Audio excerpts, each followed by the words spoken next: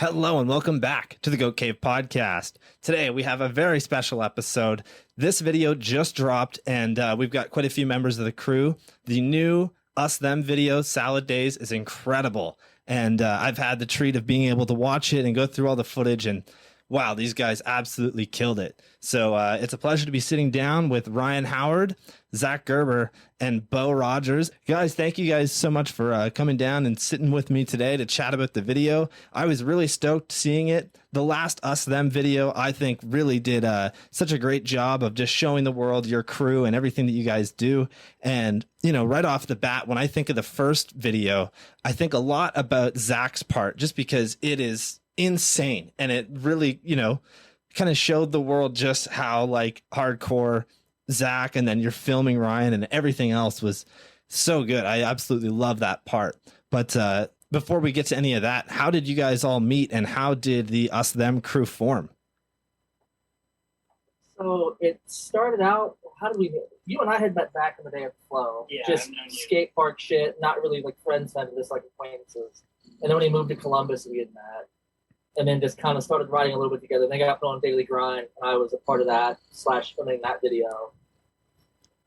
And then Bo, I feel like we met when we were younger, probably in the garage, maybe, because I knew Robin was riding. It was definitely like the Flow. Yeah, the Flow was like a meeting ground where we all kind of like ran into each other, the contest scenes. So we all knew of each other, just kind of naturally all riding in the same area. Yeah, look up. And then Us and Them started. I knew I wanted to do another video like on my own, not for a company, like my aesthetic, whatever. And after we all kind of parted ways with Daily Grind, me and some people like kind of started filming a video, and I knew the feel I wanted for it. And the Pink Floyd song Us and Them really like set the tone of like how I wanted to feel.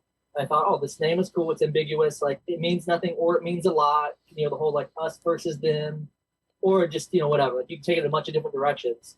To me, it didn't really mean anything. I just like the words together, but different people can kind of interpret the way they want, so I like that. And it just kind of snowballed from there. That's awesome.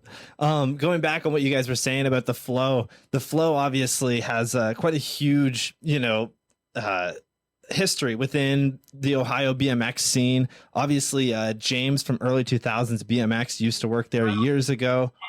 He was the counter kid there forever. Oh, wow. That's awesome. That's super sick. Yeah, but that park, tell us a little bit about that park, because, you know, I think every kind of like big park maybe has some stories behind it, right? I'm super local to Joyride, and I think every BMX rider in the world knows about Joyride. It's just one of those parks, right? Well, there were 3 versions of the Flow. I think the second one was the best. Yeah, second one was definitely. Yeah, they're all pretty sick, but Didn't Ride call the Flow the #1 skate park in the U.S.? It was in like the top 3. Oh, it was on like Fuel TV skate parks in the U.S., like best skate park for BMX. Yeah. The Dirty East contest used to be very legendary with just crazy partying at the Night's Inn, like the night before. Best Week Out of contest. Yeah, the Good Times contest. I remember seeing like Garrett Reynolds as a little kid, like not even big enough to be riding his bike, killing it in the contest. Then came back the following year, 1 AMP and 1 Pro the next day before he was really blown up. That park was sick. Yeah, a lot of people came through over the years. That's wild, man. Garrett has quite the history with Toronto, obviously, too. He showed up at the Toronto Metro Jam, or, you know, just BMX Jam, and absolutely killed it. And again, he's so tiny at that age. I think he must have been 13, 14, and he's like doing all these crazy tricks. It's pretty wild to see like just how massive he's gotten within BMX, and how clear it must have been even at that age that he was going to be one of the best. Yeah, like he was probably 11 or 12 the one year and was better than everyone. Dude, like killing. Insane. Yeah, that's so gnarly, man. That's wild. So obviously you guys started Us Them, and then you ended up kind of filming for that first video. And before we get to the new one, I wanted to kind of look back at the old video, and I was really curious, how long did you guys stick with the first project? Was there anything beforehand that kind of like set the tone for the vibe and everything? And I will say you've done an excellent job of making it kind of fit a certain theme and feel throughout it. I think the name, and then on top of that, the actual like way that you've gone through with the music and the editing works really, really well to kind of build a brand, if that makes sense. It definitely, I knew I wanted to use the VHS camera. Like all the Act Like You Know videos would use the Super 8. I really like using a different medium. One, like it brings nostalgia. Even if like it's new footage, your brain instinctively sees that and goes back to when you're younger, when you're a kid, like an older time, and it brings that warm feeling. So I knew right off the bat I wanted to do that because that'll make the audience already like more receptive to whatever you're doing. And I like the look of it. But we had all like people who were my friends, we had done the daily grind video and just other stuff. And it was kind of like a natural transition to that, like, leaving daily grind and like not being in the next day like video, kind of like pulled influences from those, and we all just kind of started our own thing. Like it was definitely the Pink Floyd song, just like the way that song felt, and Pink Floyd in general kind of set the mood that I wanted to go with. But I definitely had a vision for it, like right off the bat, like how I wanted to feel. That's awesome, man. Yeah, it worked out really well. I really love the feel of both full-length videos that you guys have done, and I think it's really cool just to see crews out there, putting in the work to make a project as intense as you guys have. Especially like now, it seems like everything's through videos. For a company, it doesn't make sense to spend 2, 3, 4 years on video. Like you need content. Everyone is spread out everywhere.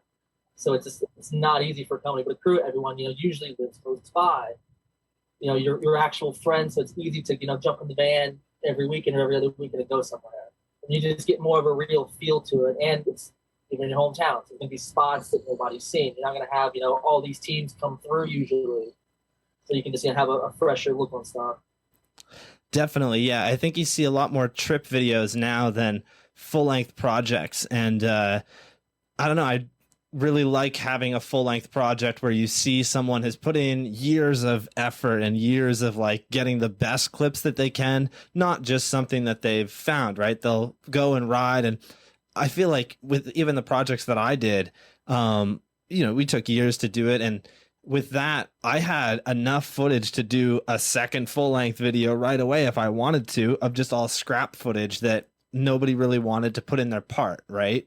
Was that anything that you guys had? I had put out the B-sides video from the first video with all just the leftover footage. And this one, there's quite a bit of footage. Like during the last 4 years that we filmed the second video, I had an animal part, I had a part in angles, I had a hub guard part. I've done different stuff that footage just kind of went to. And even still now, I think I've got like 8 minutes of footage. Zach probably has 5 minutes of footage. Bo's got footage. So I'll eventually release all that. Like everything we filmed is good. If we took the time to film it, honestly, we would want to see the light of day. This may not have been good enough for a video to like want people to pay for it, but I'll eventually release all the footage. That's wicked, man. That's really cool. It's like, I don't know. I feel like we were just saying, you don't see enough of that. And I mean, we have gotten quite a few really wild full lengths in the last few years. Obviously, angles, and then the Motobunka video crossover. Your guys' parts, obviously. There's been quite a few good releases where people have spent the time to do it. But like you were saying, we don't really see individual companies doing it. Obviously, you had a part in With It from Animal. I talked to Ralph about that video a little bit, but I'm kind of blanking on how long that video took to film. Was it just a summer? Yeah, pretty much. And it was all of us just like Justin saying, hey, come out to Philly. You can stay at my place. Let's film. And all the guys who had parts just kind of using our own money to go out there, stay, make the video. It's definitely more or less a crew video for the company. Yeah. Like all the dudes are like some of my best friends now. Like, on a group chat with, Justin and Greg. To this day, we text every day. And like, same thing with Latin. Like I talked to him quite a bit. It kind of brought everyone together, like as more of a crew, less of a company video. Definitely. Yeah, I really liked that video too. And even though it's only, a crew video where it's 20-ish minutes, I think it was done really well as well. And your part in it is awesome, of course. Love the grind tech stuff. Like it's pretty wild. I really enjoy that style of riding. I think it's just because it's so complicated, and I am the complete opposite of that. The way that I ride is like, just go big or do something that like it's sort of easy, but like a little scary, I guess. I don't know. I cannot spend the time to just like keep trying something over and over and over again. And I really appreciate that that's the kind of riding that you do and that it looks so good when you're that good at it, Yeah, a lot of it is definitely like the spot too. I care so much about like what I'm riding, not even what I'm doing. That dictates a lot of it. Definitely. Spots are something that I think are super important with a video, and it really shows the kind of rider that you are with the spots that you pick. It needs to look visually interesting. I think a lot of people like ride a flat wedge. That's you're doing tricks. Like it takes a lot of skill, but it doesn't take much of an eye to see it and interpret it in a way. And with like setup riding, you kind of have to even see it. Like somebody else could walk past it 100 times and not see that trick. That's always what appealed to me. Like everyone is so good at doing tricks. I've realized I'm good at riding bullshit hard to ride spots. So as much as it sucks when I'm doing it, let me gravitate that way. That'll at least set it apart from what everyone else is doing. Definitely. I think a great example of what you were just talking about is actually a clip from Bo's part. Bo, you did an awesome curved wall to crank flip that I was super stoked on. And it's a curved wall. A lot of people, when they see a curved wall, they're definitely thinking specific tricks out, right? When I see a curved wall, I think of table really quickly. A lot of people do like a bar spin, stuff like that. But the crank flip to me is just one that kind of, I don't know, it comes out of the blue a little bit. And I really appreciate that.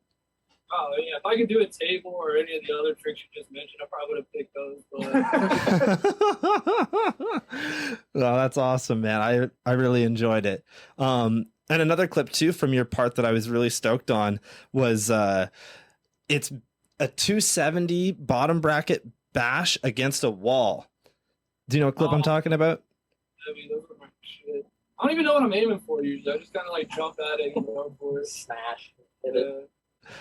I love it, man. You guys know I have the Bash Guard bike, and that is just such a wild spot, and you've managed to get such a great clip on it.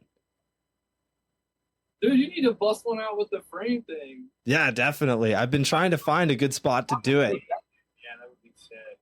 Yeah, you guys seem to be the crew that does the most of those bottom bracket bashes. I love it. As you say, you have a really good one in your part too, Ryan.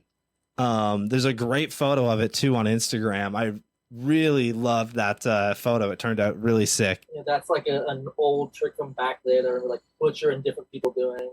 Definitely. I don't do them very often, which the small sprocket it kind of sucks. Like you have nothing to really lock into, but it's cool when they can work. Oh, hell yeah, man. It's such a rad little thing that, like, I don't know. I haven't really done too many of them, but whenever you can do it, it kind of like surprises people, which is really sick. Yeah, I wanted to obviously chat about the new video. And like you said earlier, it took about 4 years to film it, and you guys must have traveled quite a bit. I know that you went to Miami at some point, correct? I did 2 trips to Miami. I went a couple years ago. We left snow here, went down there. Kept fan the whole time. We used the roadie app and delivered art all through Miami to pay for the gas, or all through Florida to pay for the gas. Right. I had seen a few spots that I had wanted to ride, but I left side driving my bike for a trick and couldn't do it on that trip. So I knew, like, okay, my video's almost done. I want to go to Miami to get this trick. So I planned an animal trip around it, going down there just so I had a reason to be there with a photographer. But that's just such a wild city too. What trick was it? It's like a 60-40 to crook thing through like a king tubble ledge. It's a spot from back in the day before the rail was on it. Like Edwin Smith, Hard it, and Can I Eat? Big skate spot. They added a rail to it, which perfect. I can do a weird 60-40 grind through it. So I had to like bust out the skate stopper to down to it. But I planned the whole animal trip to Miami pretty much just to do that. That's wild, man. That's what were some of the other cities that you guys managed to stop into throughout the video? Obviously, 4 years is such a long time to be filming a video, and I really appreciate, like I was saying earlier, the dedication that it takes to stick to one project for that long. But where else did you guys stop in? And if there's like a city in your mind that is super underrated for spots, obviously you guys have that East Coast style where things are a little crusty, which I absolutely love. What would be a city that you guys feel is underrated? I would say Pittsburgh is one of the most underrated cities this way. Like, and it's not even that it's underrated. There's just so much stuff there, and a lot of the scene is skate park and trails oriented. So there's still so much untapped street stuff.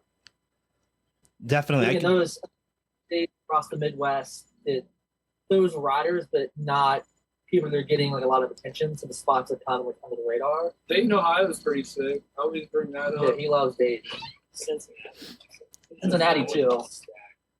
Yeah, Ohio's pretty sick. Ohio has a bunch of major cities. They're only a few hours apart from one another. Atlanta was stacked.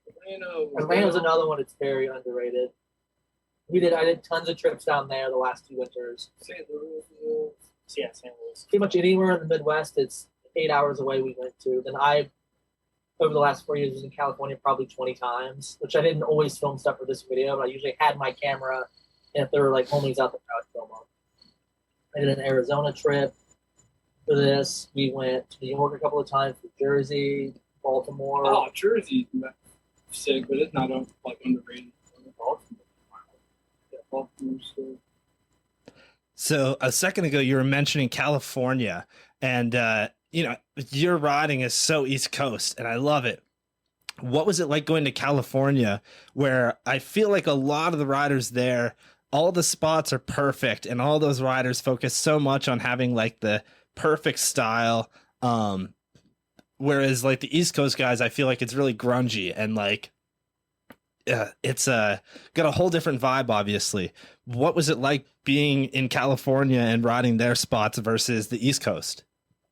I love California. I have a lot of friends from here that moved out there. So when I'm out there, I'm with someone from Ohio, and I'm with people from the Midwest usually. So it's just feels like I'm here just in a new location, same people.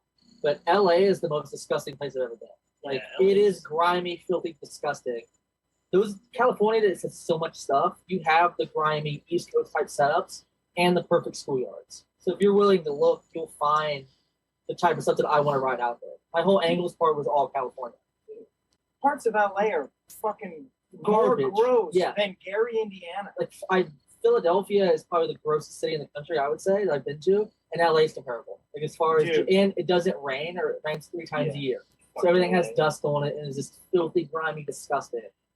So you can definitely find the East Coast grimy, shitty spots out there everywhere. You just don't need to. If the spots are so good, why do you need to intentionally search to make your life harder, unless that's what you want to do? Yeah.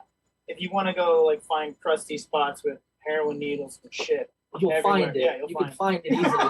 Just why do you want to do that when you can go to the schoolyard down the street, have 10 amazing ledges that you can just ride? So I get why people out there ride the way they do. It's just what you got. You can also find the harder to ride stuff too. You just have to be willing to look for it. But California is so dense. There's stuff everywhere. Definitely. I love it. Yeah, I was gonna say, I think in Canada, our California is like Montreal essentially, and then our East Coast kind of New York like grungy stuff is Toronto. I've always wanted to go to Toronto. Definitely let me know. I'm not too far from Toronto, so if you guys ever want to make a trip, you guys have a place to stay, it would be super sick to show you around. I was gonna say, I know you guys are listeners to the show, but Kitchener has a huge history with BMX, obviously. There's actually a spot in your part that you did an up rail to crook on like a sub rail. And there is a very similar spot in Kitchener that's super legendary. It's just slightly bigger. I definitely know the spot. Yeah, it's a pretty wild one. Hell yeah. So let's move on to some of the clips that you guys filmed. I really wanted to know, is there any specific clips that each of you filmed that right out of the gate you guys look back on and are super stoked about? As soon as I finish a video, like I never want to see it again. I obsess when I edit, so I will go with the same 15 seconds of footage for hours and hours and hours, of just to make sure it's how I want it. Like, it's one beat right, it comes in right, colors are right, and then as soon as I'm finished, it's the last thing I want to look at. No, I mean there's definitely. I really like my end of the 60-40 crook thing. I looked at that rail for years. It's being in LA. I'm like, I think this will work, but the run up sucks. And finally, the day I went to do it, it just worked. It's terrible. You saw it. Yeah, it's absolutely terrible. There were definitely tricks that I wanted to do, like the 60-40 to overdrive and the 40-60 to overdrive. It's been in my head forever, and just finding the right spot for it. Like, so much of my riding is just finding the spot for the trick to work. All the cattywampus stuff. I did a trip across country with Latin working on an animal project, and found a spot that like I took my peg off and like kind of worked, but not really. So I got the wheels turning, and then I spent that whole month on the road like trying to find spots to do that trick. Like now I figured out how to do it. You see how far I can push this. That was all I was thinking about. Is just finding different ways to do that trick. I was really hyped to get a few of those. Definitely, that's wild. Bo, do you have anything? Foot gym with. I know that took a while. I can think of like I know in Atlanta it wasn't like I was like super pumped on it or anything, but I thought it was sick. I fell in like a ditch, got covered in like water, and then shout out to Nick Will in Atlanta, hooked me up with a pair of pants, and then there's a clip somewhere else in the video where I got like a whole borrowed outfit. So that stands out to me because it's just like, damn, I think it was my favorite. And those were your favorite pants. Yeah. Those are my favorite pants. I just remember that day you did that pedal feeble with the foot jam whip. I just got poison ivy that day in Fort Hamilton around in my truck. Oh yeah, dude. Wait till you see this Hamilton video. Yeah. Like Ham dog. Yeah, Ham dog was going wild, and he was like pulling Hamilton with his truck. Get speed. Yeah, I think it's speed the jump shit using my truck. That was tight. Yeah, so I don't know. I'm not like it seems like once I do the trick, I'm like whatever. But then like I think of like all the stuff around like. Yeah, it's all Being around it's more about the story of like what the day was getting the trick. Like who cares about the trick? Like we're just doing that to bullshit to get through the day of like hanging out. Yeah. Definitely more things that are More fun outside of the trick and just the trick happened. I mean, that happened that day, but there was other things that were more boring. Yeah, they were way cooler. It's definitely more like just the lifestyle side of it is way funner than the riding. Definitely. The thing that I always remember more is all the things that we break or crimes that we commit to make it rideable. When COVID happened, there was this kinked ledge thing in Cincinnati at the library. When COVID happened, there was no security. So there were like these like brackets that went down to support the rail. So I wanted the dust for feeble. So we used the saw, cut it all apart, broad daylight. It was raining too, so we had to come back and later to ride it. Trick didn't even work. Couldn't even hop onto it. So we just wasted all this time cutting this rail apart, broad daylight, in vest, like whatever. That shit's tight. Dude, there was the one rail you guys completely moved. Oh yeah, we moved the rail 2 inches, unbolted it from the ground, drilled new holes, tap con it back in the ground. For me to do a trick I had already filmed 2 summers ago, so I couldn't do anything better. We cemented a ledge to be smoothest like at 60-40 in Atlanta. That was a funny one. And I was down there 3 different times to do it, and we had to get 2x4s, frame it all up, pour concrete to make it level up for my peg to touch. Then had to come back down another trip. Did it at 6:30 in the morning when the building was closed to get it. That's it, like a rec center? Yeah. Yeah, that was The security guard rolled through the lot. We got there, had to wait for the sun to come up enough for me to see to do it. Guy saw the camera, said like, "Oh, you guys know what you're doing? Like, I'm gonna do my lap. Be gone when I get back." You hit first try? Yeah. Hell yeah. That's then- wicked. Tripod camera didn't work. Chest camera didn't work. Greg's photo camera wouldn't work. So the whole basis of him and I going down there was to shoot a photo. It didn't fucking happen. Sick. The best. Yeah, that was Lots of like, Legos. that's the shit, doing all that. I enjoy it. I still always talk about, because I still have that bronze rail. Oh, from Yeah, DC. that's from the first video, but that was sick. I remember seeing the rats in DC. They're bigger than my fucking dog, dude. Yeah. DC's a fucking mess. Oh man, that's gnarly. Did you ever go back to try and get that photo again? No. No, wasn't worth it, eh? I could do it again, but I don't know that I have been there with a photographer. At this point, it's in a video. Photo's not going to run anything, and there's no magazines anyways. So it doesn't matter. You put on Instagram. Yeah, at that point, I was supposed to clip. Yeah, just screenshot But from there was like a legendary skate spot that I really wanted to get a clip on. And I had to raise the concrete like 2 inches for my peg to touch, which is a ridiculous feat to go through to do something. Yeah, we bought 2x4s. Yeah, 160 pounds of concrete, Yeah. ready mix, and fucking stirred it right next to the spot. but Poured it, and I didn't even ride it. I just helped Yeah. you fucking set it and left. yeah, and then it was too cold that trip for it to set for me to even come back and do it. So I had to come back on another trip. But it makes a cool story. Yeah, remember, when it's 40 degrees, you gotta add calcium. Now we know that. Yeah, now we know that. Learning. It's half the battle, G.I. Joe. That's wild. I always love seeing all the spot mods that you guys get up to. Obviously, people have different opinions on spot mods. Personally, I feel like, spot mods, go for it. It all counts. I think the more clips that we get in the BMX world, the more I love it, right? Spot mods just create better clips, in my opinion. You can get to stuff that maybe you weren't able to actually film beforehand, right? It makes spots rideable sometimes. No. Speaking of that, you were bringing up the curve override to crank flip. This dude right here, straight up, like they pulled up with a fucking van, like a transit connect. The utility It van. was the utility van emptied out. He jumps out with a fucking like little saw thingy. Just No, there was a tree. There was a fully grown tree in the middle. Not a bush, a legitimate curve real override. And tree. he just starts jumping in it and cut the cutting tree it down. piece by piece and tossing it in the van. Just so he That's could ride. wild.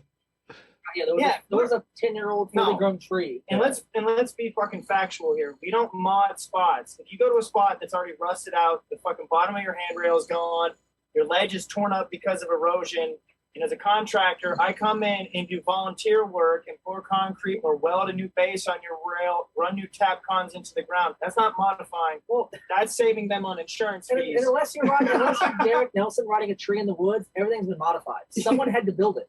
Definitely. Someone built that. I'm making a movie. Yeah. Vin Diesel's not really blowing up that car. He's not really going 200 miles an hour. That's fake. It's a set. I'm creating a movie. No, that's awesome. You'll brick rub a ledge, you'll wax a ledge. That's a spot mod. Sweeping dust out of the way is a spot mod. Somebody building that ledge is a spot mod. It got put there. Like that wasn't naturally occurring. Definitely. Just continuing on that, what were some of the biggest, spot fixes you guys had to do? We didn't have to do any of them. We choose to because, one, I think it's funny. It's just ridiculous to go to school, invest, and use a reciprocating saw or a chainsaw. Probably concreting the Cyclops rail ledge thing in Atlanta was a big undertaking. You fix those rails even on Pennsylvania Avenue at OSU. Remember that rail to rail? I did backwards too, we didn't use, but still. Yeah, we poured concrete in these footings to make the rail not wobbly. Cut the king off. Brad shims. Yeah, we made these little shims that we called Brad shims. Yeah, we pound into the upright because you cut up another rail so it's circular, but a small sliver, so it fits the holes properly to secure rails. Yeah, those have come in. We fixed a spot in Michigan. Zach and I had some clips on like that, but the rail was way too wobbly, but we shimmed it all upright. We moved a rail over a couple inches on the ground for the clip that's not in the video. The first video, there was this rail to ledge thing. He was trying backwards grind cab to ledge. The run up wasn't wide enough to carve, so we just poured new concrete. But we didn't let it cure long enough, so it like shifted when he rode it. Oh man, that's wild. It's a lot of like the regular cutting a kink off of a rail or cutting a rail down to make it lower. Yeah, sometimes, if it's too tall, just cut it in half. We did that. We wrote it like, oh, this would be so much cooler if this were lower. Why don't we make it lower? Like, oh, this would be so much better if we cut down the stair rail too to make it sub rail. Yes. Before you know, you have a whole new spot. That was a school that has since been torn down, and we knew it was going to be torn down. It's tight. The neighbors just like looking at us. Yeah, which even cut down, the rail was still like real rail height at the bottom. Yeah, it was just low everywhere else. Instead of it being chest high, it was waist high. That's sick. Yeah, I personally think, like I was saying earlier, all the power to you, right? I really love the fact that people are that dedicated to go out and put in the work. Obviously, you see it with people who build DIYs. Has that ever crossed your mind at all? Maybe thinking about building a DIY? There's been a bunch of street spots that I've done. We had like, I don't know if there's any footage in the first video, but we quick created some tipped over road barriers, got a whole clip out of it. I quick created this like tranny wall thing to make rideable. He's built multiple DIYs. And we had to remember the fucking blood bowl. Oh, and then all got fucking torn out that by spot the city. near the highway. There was a quick created barrier here in town that we made in my city. Yeah, remember just like doing shit all this. Remember when we got caught that one night at that church trying to fix that like handicap rail at 2 a.m. and they were like, "You guys came out at 2 a.m. and you're doing concrete work for free." And the guy across the street was drunk, and the cop shooting him away. Because, well, no, like, you're drunk, leave me alone. And the cop believed him. Yeah, we're just gonna bump off of this. The wall right there. So you're gonna do it? Yeah. Done. They were so dumbfounded. They're like, yeah, we're doing shit for free to ride bikes on. They had no idea what the fuck. Yeah, and we like, didn't have bikes, which is even more confusing too. We're Yeah. like stirring concrete Yeah. with like 6 cops. So it's around like, us. I just think that's ridiculous and really funny to do anyways. We made the Gus and Tim construction shirt because it's a joke that's funny to me. It works too. You're just like, nah, you got your little clipboard. You Yeah. can do whatever you want with high vis on and a You can. clipboard. You can do If whatever you you want. act the part, people believe you're doing the right thing. You're allowed to do it. Unless it's the property owner himself and he knows he didn't call someone to do it. If you wear a vest and you pocket, you can do whatever you want. Look, that roller coaster rail in Flint, we removed. Yes, there were 4 rails across the stairs. We unbolted them, moved them in, drilled 2 holes, and I got a coaster rail. We didn't realize the rails were different heights, so we had to unbolt all of them and reinstall them back into the ground to make the spot right. Yo, in the whole day, there's a bake sale going on at the school. And the principal came around, It was looked a at head us and nod. waved, and then fucking we just kept working. It was so We were sick. all in high-vis vests and had the proper tools. Yo, and the roofers next door Yeah. took a lunch and hung out with us while we were Gave us the doing it. head nod when we were working. Like, damn, is that a Makita? Damn, that thing's nice. Yeah. You can do whatever the hell you want if you're a high-vis. Yeah, high vis, do whatever you want. Dude, that's awesome. I love it. It's always sick to see people putting in the work, and just hearing those stories is hilarious. About it. Skateboarding, like, they'll bond to a spot, quick create a spot, cut the kink off, cut a rail down. Like, it's totally fine in skateboarding to do what you have to make the spot rideable.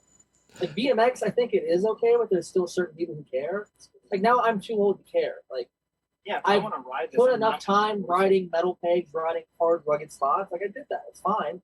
Now I'm going to make my life easier. And if this spot is almost really good, let me make it really good. Definitely.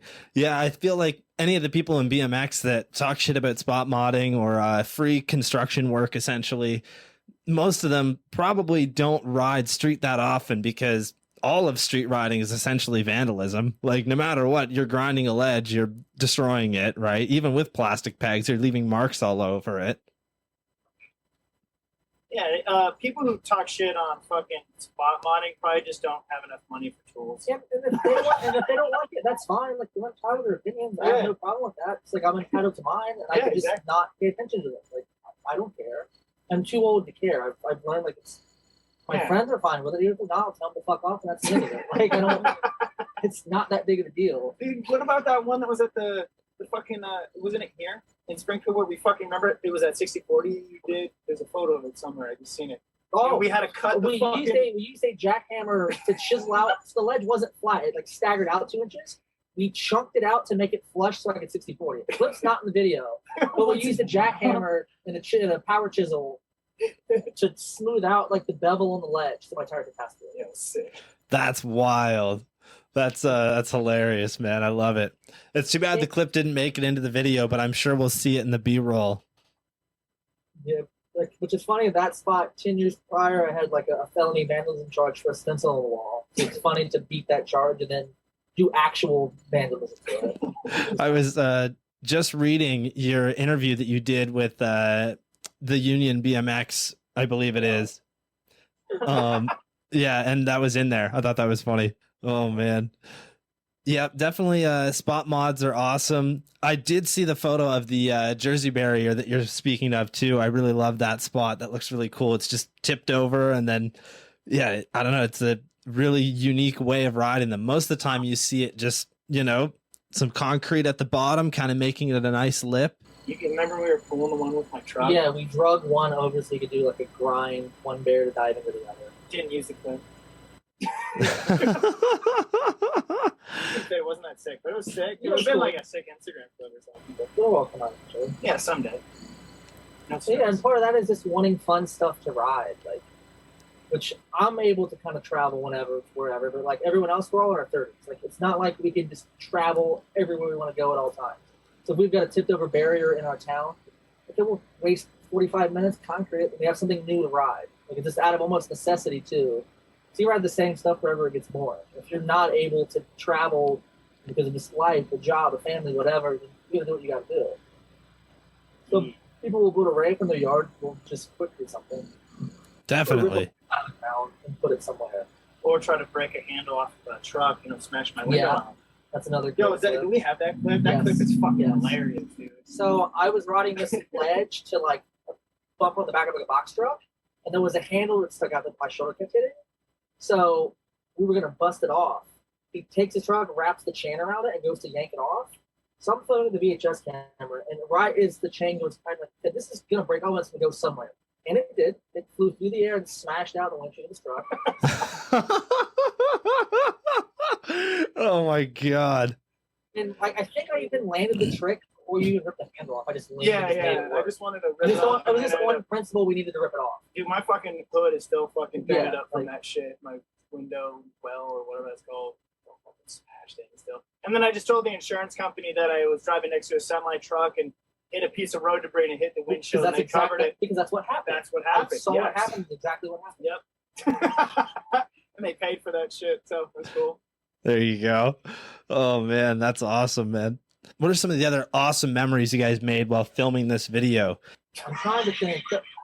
There's been so many. Dude, I smoked them all away. Yeah. Definitely meeting all the sick people. No. Conway, Deliva. Well, yeah, all The the homies. premiere in Bo's Edible is the great spot. Yeah, and Bo Dude, almost Bo- fucking killed Devin. Yeah. Oh my god. Yeah. Bo, Dude, I'm telling the story about Devin because Yeah, I had to fucking deal with that all night.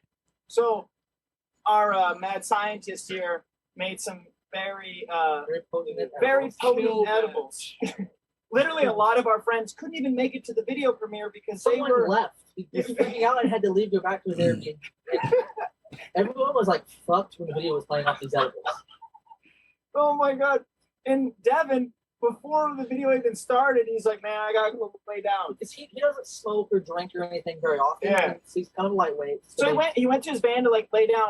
Earlier in the day, he came over to my house because we had a re-tap. He'd broken 2 bolts on his carburetor on his motorcycle, and we had to fix that. We did, So it was in the back of his van. and he knocked it over when he fucking laid down. Apparently, So I'm clearing out the shop. I had a bunch of framed photos in a gallery, and then I gave everyone the video. Like, here's your photos. It's framed. Hang on, you all do whatever. And I'm cleaning everything up. I'm like, oh, it's Devin Spears. Oh, he went to lay down. I don't know if he was there or not. So I'm walking out and I see his van. I see him laying in the sleep. Oh, there's Devin. I'm like, I'll just give him his photos tomorrow. And something told me, like, no, let me go grab the stuff out of the van. I'll give him DVDs and his photos now. I open the door and it reeks of gas fumes in the motorcycle. Like, so insanely strong. Yeah. I don't know how long he had been in there. But had I not opened the door, we would have just thought, oh, he's sleeping off. He was partying. Like, totally normal to go sleep in your Dude, he car when you fucking- had a good night. dude, he literally fucking huffed gas for 2 Started hours. man. vomiting, super sickly, got him out of there. Like, and the guy who was working at the shop wasn't planning on coming in the next day because it was a Sunday. Meaning Devin would have been left in that van, no ventilation until Monday. Windows Holy closed. shit. It takes fumes to kill someone, but he wouldn't have come to. There's no fresh air. He's just gonna stay He just unconscious. fucking huffing a So I gallon have of no- gasoline Yeah, for 2 I hours. have no idea what would have happened had I not opened that door. But Dude, and then he throws up, yeah, and then I had to babysit his ass. He came to my I would have house. taken him with me. I'm not gonna. If he wanted to sleep, like I said, no, I'm not gonna let you stay here. I'm afraid you're gonna get back in the van. I don't want that to happen. Like, you need to be somewhere safe. Dude, So Devin's I'm at not my gonna let house. that happen. It's like fucking after midnight. He's like throwing up in my front yard. My parents are there. My mom is like, is he gonna die? Yeah, Like, yeah. it was bad. It was pretty serious, but now it's I funny. mean, I don't know how long it takes fumes to kill someone. Maybe he would have just been I have no idea. But had dude, I not opened that door, he would have been there for probably 36, maybe 48 hours. dude, the 15 minutes it took to find his phone being in there, just fucking with like with I with was the fucking windows busy as down, shit. doors open, it was making us sick just trying to find his phone. And Yeah. he was in there asleep in that condition. He's messed up from the edible, so he's not even realizing those fumes. Oh my god, that's wild. Really, really bad. I'm so glad that I thought, no, I'll give him the stuff now Dude, instead of waiting till the next Dude, day. you just literally ran over and you're like, we gotta take care of Yeah, this. 'cause I'm not, I mean, that's a serious, I had no idea. serious situation. I'm not Dude, gonna I let Devin smelled the die. gas. I was like, oh, did his vehicle break down? And Devin's No. just like slumped. Yeah, like, oh my, like- I was like, oh my god, he's dead. Like, Yeah, I'm not. You're like, yo, we gotta get him out. Yeah, I mean, I don't know how long fumes take to kill someone. I mean, maybe I have no idea. He wasn't even responsive at that No. point either until you started like, But yeah, if Devin, he had no Devin. air, he would have just sat in those fumes until somebody pulled him out, and it would have been days. Because no one would have came in that Sunday. He would have stayed in the van. dude, if He's not somebody, gonna magically come to because he's unconscious. if somebody would have let him mash, dude, it was Oh, he yeah, could have fucking blown up, yes. dude. It was that saturated with gasoline. It was fucking insane. Yeah, but that's all I do to Bo's edibles. Yeah, thanks. He Well, almost killed a man. that's how good So, it is. It's yeah. good shit. Holy shit. That's hilarious, man. Yeah, edibles and I definitely don't get along. In Canada, obviously, weed is legal border to border, and you can just go and buy fucking as much as you want, essentially. To a certain degree, you can only buy an ounce at a time, but I could walk into a weed store, buy an ounce, walk out, walk back in, buy another ounce. But edibles have become a thing where like they keep them so restricted, except when you go to a native reserve, then it's all fair game. And I didn't really know how well I was going to take edibles at the time because I hadn't taken too many of them before.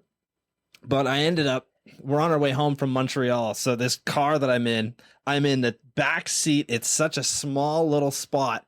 And I've got bikes right beside me, a backpack on my lap, and about 400 milligrams worth of edibles. And I fucking took them all. And literally for the next like 10 hours in the back of this car was just fucking trying to survive, like literally just freaking out, having panic attacks. It was ridiculous.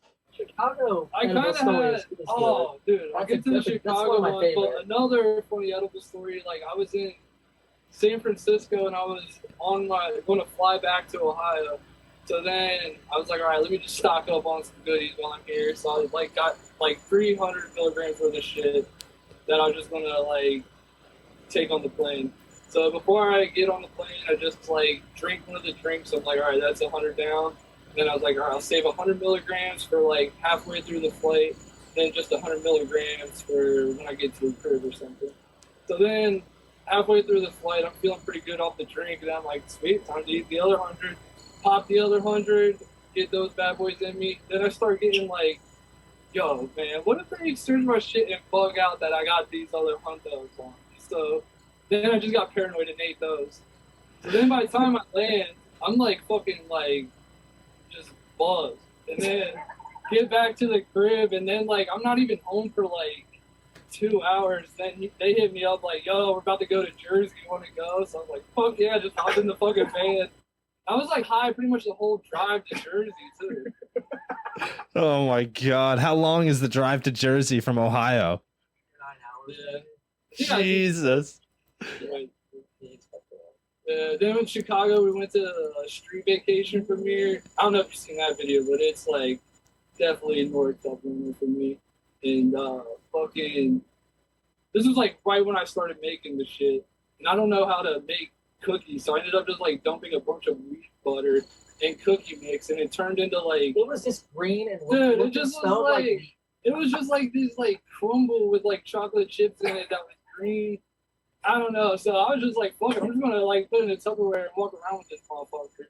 So then like halfway through the like drive to Chicago, I'm like just munching on this shit. Then like I realized like, yo, this is the highest I've ever fucking been in my life. So we stop at a like gas station to go pee, and I cannot find the fucking urinal anywhere. Then I start bugging out that I'm in like a girl's restroom.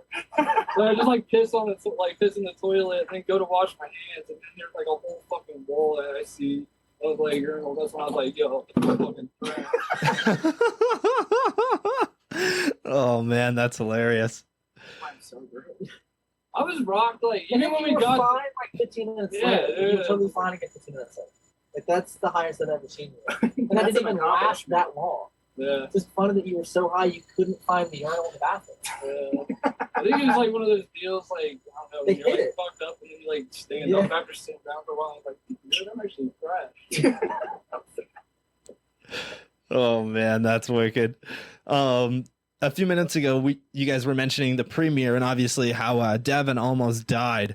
But I wanted to say the premiere looked incredible, man. I looked at all the photos on Dig, and Blake Yard, obviously incredible, man. I've known him for a couple of years, just through Facebook. We've never actually like spoken in person or anything, but I've always really been a huge fan of his photos and everything that he does. But he did such a great job on those, like that Dig article. And dude, that whole night looked like it was just BMX vibes, basically. Just barbecue, beer, edibles, obviously. And then a projector pointed at a brick wall outside of a paint shop, which is like, dude, that was sick. I love that. Like it's everyone that was there for a long time. So like it's a great environment. It's what do they call it? It's communion. Like everyone's just together, like fellowship. Like we're all just hanging out, having fun together. It's around the people that you want to be around. No, it's awesome. Like, to me, like that's the best part of being everyone together and hanging out like a big family. Street hangs. Yeah, like I've going to all those contests when I was younger just to hang out and party. Like those are my favorite things. Like I make videos to have the premiere to get everyone together so you can have that. So some people live 3 or 4 hours away. I may not see them that often. And hell, we live an hour away and we may go a month and I may not see that. Like just because of life and whatever. But like getting everyone together like that, like that's why I like to do it. It was cool to do it. My friend Matt's graffiti shop, the perfect place for us to do it. He's got inside the shop. You can let me take a wall and hang up all the photos. I shot photos the whole time we made the video. I also have photographer friends, so it's cool to make a zine of all the photos, frame them all, hang them up, so there's more to look at, and then to be able to give everyone a photo, when it's over.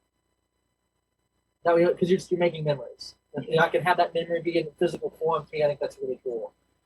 To me, it's like all those little things like matter more than even the video. Definitely, man. That's a premiere is like the best, right? Because it really brings everybody together at the end of 4 years of hard work, right? Like the one that I did for my video was like, the best night that I've probably ever had. And I was super stressed like the whole time trying to get everything set up, had audio issues. And then the second that like the video started to play and everything worked, it was like a completely different feeling, it was awesome. Everyone is there for something you made. Like, I kind of hate it, having all these people here for something that I made. It's super awkward. I usually can't wait to leave. But it's like if somebody else made the video, it's fine. But like I feel weird having everyone there for me. It's definitely weirder now, like being sober going through that. So when I drank, I would just be blackout drunk before the video even starts, and then it doesn't matter. But it's just super weird. But it's awesome. You made me talk. I had to do the fucking I intro don't to the like video. doing that. Like I'd rather like you're like, you go do this, and I'm like, what? Great. Yeah, like I like being low key. I don't like putting myself out there like that. Like I'd rather just let the work speak for itself. So it's super weird for me. But at least in this case, it's everyone that I've been friends with for a really long time. It just feels like that. So that was probably like the most chill premiere of a video I've made. Where I'm not like freaking out and can't wait to leave. I had more issue with like during the day when we started with the barbecue and like we forgot all the utensils to cook. We're just using. And I had to use like my crowbar and trim tools from my carpenter box to fucking flip burgers. I had like a square to flip stuff. Yeah, a fucking like a speed square and a fucking trim tool. But no one complained. Like it was fine. Dude, we fucking ate like 50 pounds of fucking burgers. Dude, it was insane. Everything we bought got eaten. And I almost started the fucking thing on fire. That was kind of stressful and too. Still a ton of beer still in the cooler. Yeah, there's still beer in the cooler. That's what's cool to get everyone together for that and make it a good time. Definitely. Yeah, man. It looked really cool. I loved the photos, and like I was saying, dude, Blake is incredible. He was able to capture those moments like so well. And then afterwards, obviously, you guys went out for a midnight breakfast. It looked like. Okay, so we tried to go to BW3s, and we had 20 people or something, and they wouldn't seat us. They were really rude about it. The Lima goes inside and just steals DoorDash food. And we leave, and Waffle House was the only thing that was open. But they definitely like saw him take it and kind of came out to kind of say something. And they realized, oh, there's 20 people out here. Like, we're probably not going to say anything. We all left, but like, he probably had a helmet on. Yeah, he did have his helmet on too. I bet he had his fucking helmet. We were like, what were they going to do? Like, say something and then we're going to throw a trash can through the window? Like, get the fuck out of here. Dude, he's the best. Yes. So he went on a trip to Atlanta. I think he brought like maybe $30. Stole food the whole time. He was running Panera or Chipotle or wherever and say the DoorDash food. Spent no money the whole time. And the last day, they're just really, really good like cafe, Roji's Cafe, shout out. They have really good red velvet waffles. He spent like $25 on breakfast there. Spent all of his money on this amazing breakfast, tipped her really well, and just stole food the whole like 4 days later. The elevator we stayed in, he pissed in the elevator. He just had to. It was like a flight. It wasn't even like Dude, he's got that. No, he's got. Yo, talk to him. He's got that loose stream. Oh my god, he can piss faster than anyone I know. He can just literally like empty his bowels. It's fucking. He's hilarious, dude. Diobo's the fucking best human ever. At Baco, when he lit that. If I still drank, he's a child of a man. Yeah. He's a product of drunk me. Dude, at Baco, when he lit that dude on fire. Was it Daniel Juice? No, that was me. Okay. No, he came up. It was that one drunk dude who's with that. I don't know what that dude's name is. I don't know. It doesn't matter. Yeah, it doesn't matter. So he just runs up to me. He's like, I'm going to light this dude on fire. That's what, and he has his helmet on for whatever reason. It's Safety 3 is a.m. why he had it Yeah, on. and he has like Safety. engine starting fluid. It was a dude who was starting to shit with Billy Woodfin, which is already a Oh, Billy mistake. already. headbutted him. Yeah, Billy Billy headbutted headbutted him. him. Yes, he did. And Alex is like, I'm going to light him on fire. He's like, you got my back? And I'm like, yeah. We just run over and he's like, hey. Just sprays him with engine starting fluid and lights the dude's face on fire. Burned his eyebrows off and shit. The dude was just rolling on the ground. I love Alex. So Dude, much. he's a fucking He's- a wild He is motherfucker. I one love of my that dude. favorite humans. Alex is the best. He Oh does man. shit No, he about doesn't. anything. Zero close in that dude. No, zero, dude. And he's the best bike rider ever. He comes up at the premiere. He's like, can you get me some dice? Yeah, I love seeing. He's got a gambling problem. The Angles premiere, he won $1,200 in debt rolling dice to Dutt. Dutt has money. Dutt can afford to go in debt until he like sweeps it. Yeah. That's so Yeah, sick, I dude. love Alex so much. Dude, fucking, yeah, there's tons. Dude, so that's all I fucking remember about the videos, all the shitty people that we hang out with and associate they're the ourselves with. best people. Yeah, the best, worst people. Yeah. Or the worst, We best just people. Making Whatever. a video is an excuse to hang out with these people. And then we go to like when he tried to pedal feeble ground, that extremely expensive, what was it, the museum? Oh, Yes. Oh my god, we're out there with a diamond wheel, this fucking like museum, and we're out there just cutting expensive marble and new, shit. Like, expensive. he's just up there with a diamond Yeah. wheel, dust everywhere. He's like, I gotta go faster. Oh, dude, so I'm just like sitting there and I'm like, yo, this is fucked. It's like a 3-story tall ledge, too. It's Oh, fucking insane. Probably 50 steps or something. Yeah, 50 Or plus really steps, ridiculous. Didn't get it yet. But he'll be back. But yeah, I'll be sitting there watching Yeah, on the he'll get it, road, he'll get it. giving police signals, you know, watching out for the boys. What about, okay, the first trip to New York for the video, we watched that car crash happen on the Williamsburg Bridge. Yeah, that was sick. And then we stole a bunch of dead bread, and Martin was throwing it at people That was out of the enjoyable. van. That was fun. We were just like drive-by breading people, and then they would grab it and throw it back. Yeah. Like that married Some couple dude just was started. walking by. He's like, I'm not gonna lie, that shit was funny as hell. He's Like a loaf of fucking A bread hits him in pumpernickel. the back of the head. Like, it's fucking insane. Yeah, that was like I did that Smith the Inn. Yeah, the Smith It was the right, Wall. yo, literally, yeah, Smith the Wall at Smith the the Wall. Inn. Yeah. That's where the bread factory Yo, was. we literally had, imagine a fucking 42-gallon fucking trash bag just filled with fucking the day bread. old bread. And we're just fucking decking strangers on the street with it. Then we're going across the Williamsburg Bridge. Martin is hanging out of the doors of the van are open. He's like hanging out of it. Devin's like, oh, watch this. He sees a car in the mirror speeding, slams their brakes, and just slams into a bunch of cars. Like that bridge always 5 has cars. traffic. Yeah. It had to be going 60, 70 miles an hour, pushed a bunch of cars into themselves. Which there was like, I'm filming Martin hang out the window with my phone, so you hear the collision. Like, I don't then like I pan and film it as we go past it. But I just watched that happen that night. Everyone was okay, and I just remember that one woman You was yelling- extremely You pissed. yelling something out of the on the video or something. Oh, yeah, right, screaming at people. Yeah. Yeah. Or like a nice. I screamed at, yeah, I screamed at him, and I was like, yo, right? And that woman was just like ready to fucking murder somebody. Yeah. Yeah, Well, the first trip for that video, we went to Detroit. We're kind of just hanging out, not really doing anything. We ended up cutting a bird, doing half the salt off. First we steal it, rip all the sensors off. Then we just cut it into pieces. I don't know that we even filmed anything. I think we got ice cream and just destroyed that. And just hung out with all those guys. that's literally all we did. We just fucking, yeah, I remember that. We filmed stuff on that roof in our van. We filmed stuff 20 minutes from my house and drove 3 hours for the weekend to hang out and do nothing. But cut bird speeders in half, stalled off. Fuck yeah, dude. Everyone should own a saws off for that reason. Yes. Alone. Just cut them in half. You know, if you ever want to steal a bird scooter or any of those, you know, public transportation scooters, all you need is a fucking drill bit and a power drill, and just drill out the faceplate. It kills it, and then it's the brakes don't clamp up on it, and then you can just use it and then throw it off a parking garage or into the river, wherever. In front of a train is good too. In front of a train. Yo, remember that was one clip that I totally forgot. Remember that coaster ledge we were riding? When you tried to put a tree down the train? Yeah, dude. I wasn't filming the Justin. Damn, nobody I filmed was it. riding, so I don't know. Yeah, you were riding, but I got to fall a tree in front of a speeding train.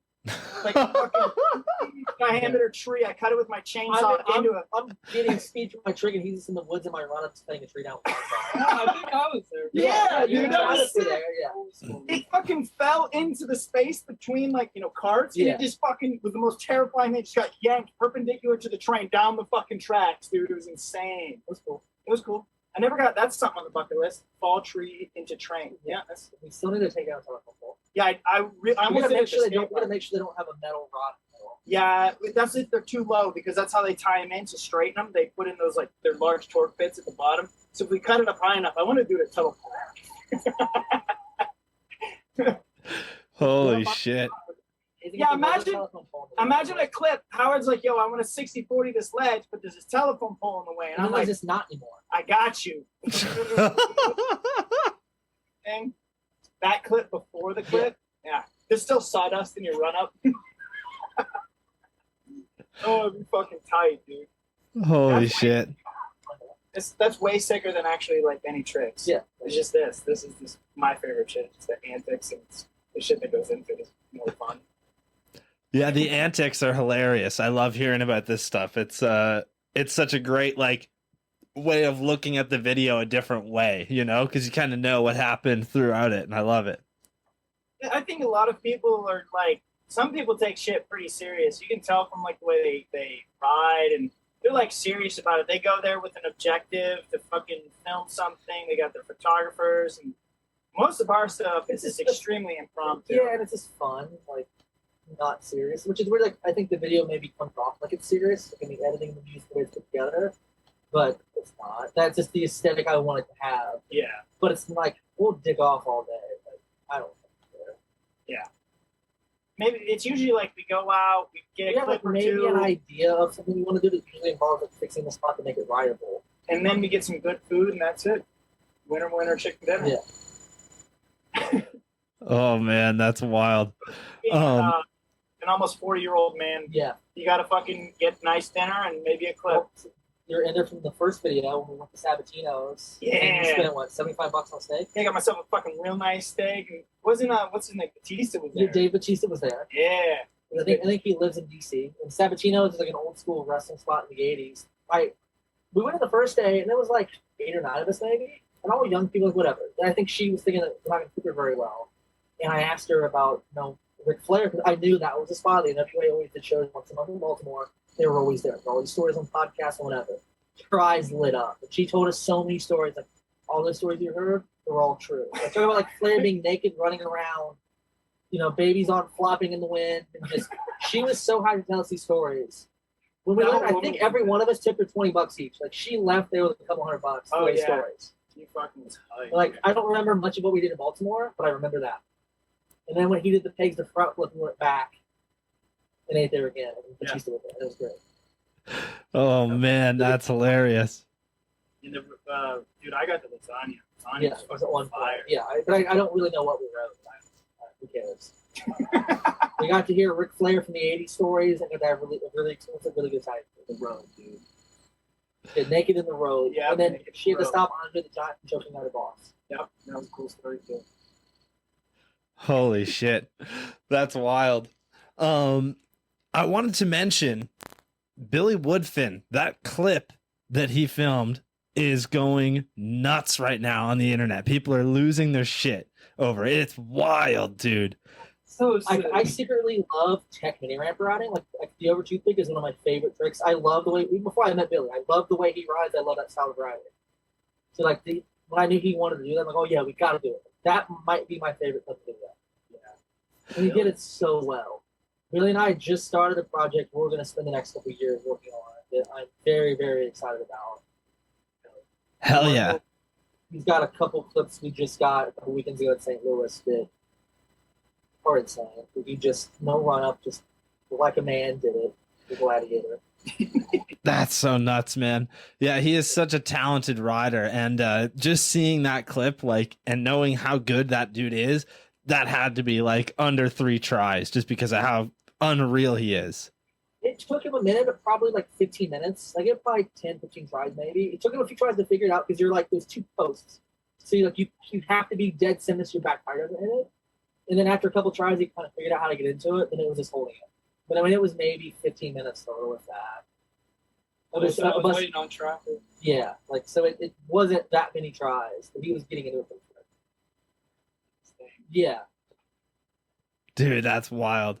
Yeah, he's such a talented rider. For the clip for audio listeners, it's an overtooth on a cellar door onto a rail essentially. So it's like cellar door and then a sub rail above it. And an overtooth is like one of the last things that should be done on that. Like an over ice is like that's immediately what you think of, or just like even just go up and pegs it or do something like that. But overtooth is like that doesn't even make any sense. And of course, this dude is just so talented that, like you said, 10, 15 minutes and it was done. He's a man off the bike too. yes, Yeah, I feel like yeah, I love it. kind and generous people. That's wild, man. Yeah, he's such a good rider. It's pretty wild to see just like his riding and how he's been blowing up in the last like year or so, I would say. There's not a lot of those guys that are like that early gladiator ramp rider, and he's one of them. You know, maybe 20 years ago, there were a lot of people who rode like that. Not even a lot. There were people who rode like that period. Now they're all older. They might ride once a month or whatever. Like I just saw Asado posted some clips recently. They were amazing. Like him recently ride. You know, there's not a lot of that generation, that style of rider, and Billy is one of them. And maybe it's me being a kid watching road fools where I like resonate so much with that type of riding that I love watching Billy ride. Watching him ride the ramp in his yard is so enjoyable. Dude, it's fucking wild compared to the Instagram videos. Yes. That ramp's a lot bigger than And now it's kind of wore out in spots, and he knows all the holes.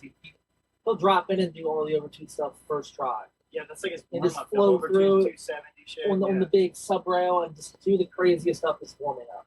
It's Yeah, like it's I wild. can't even comprehend it. Wild, man.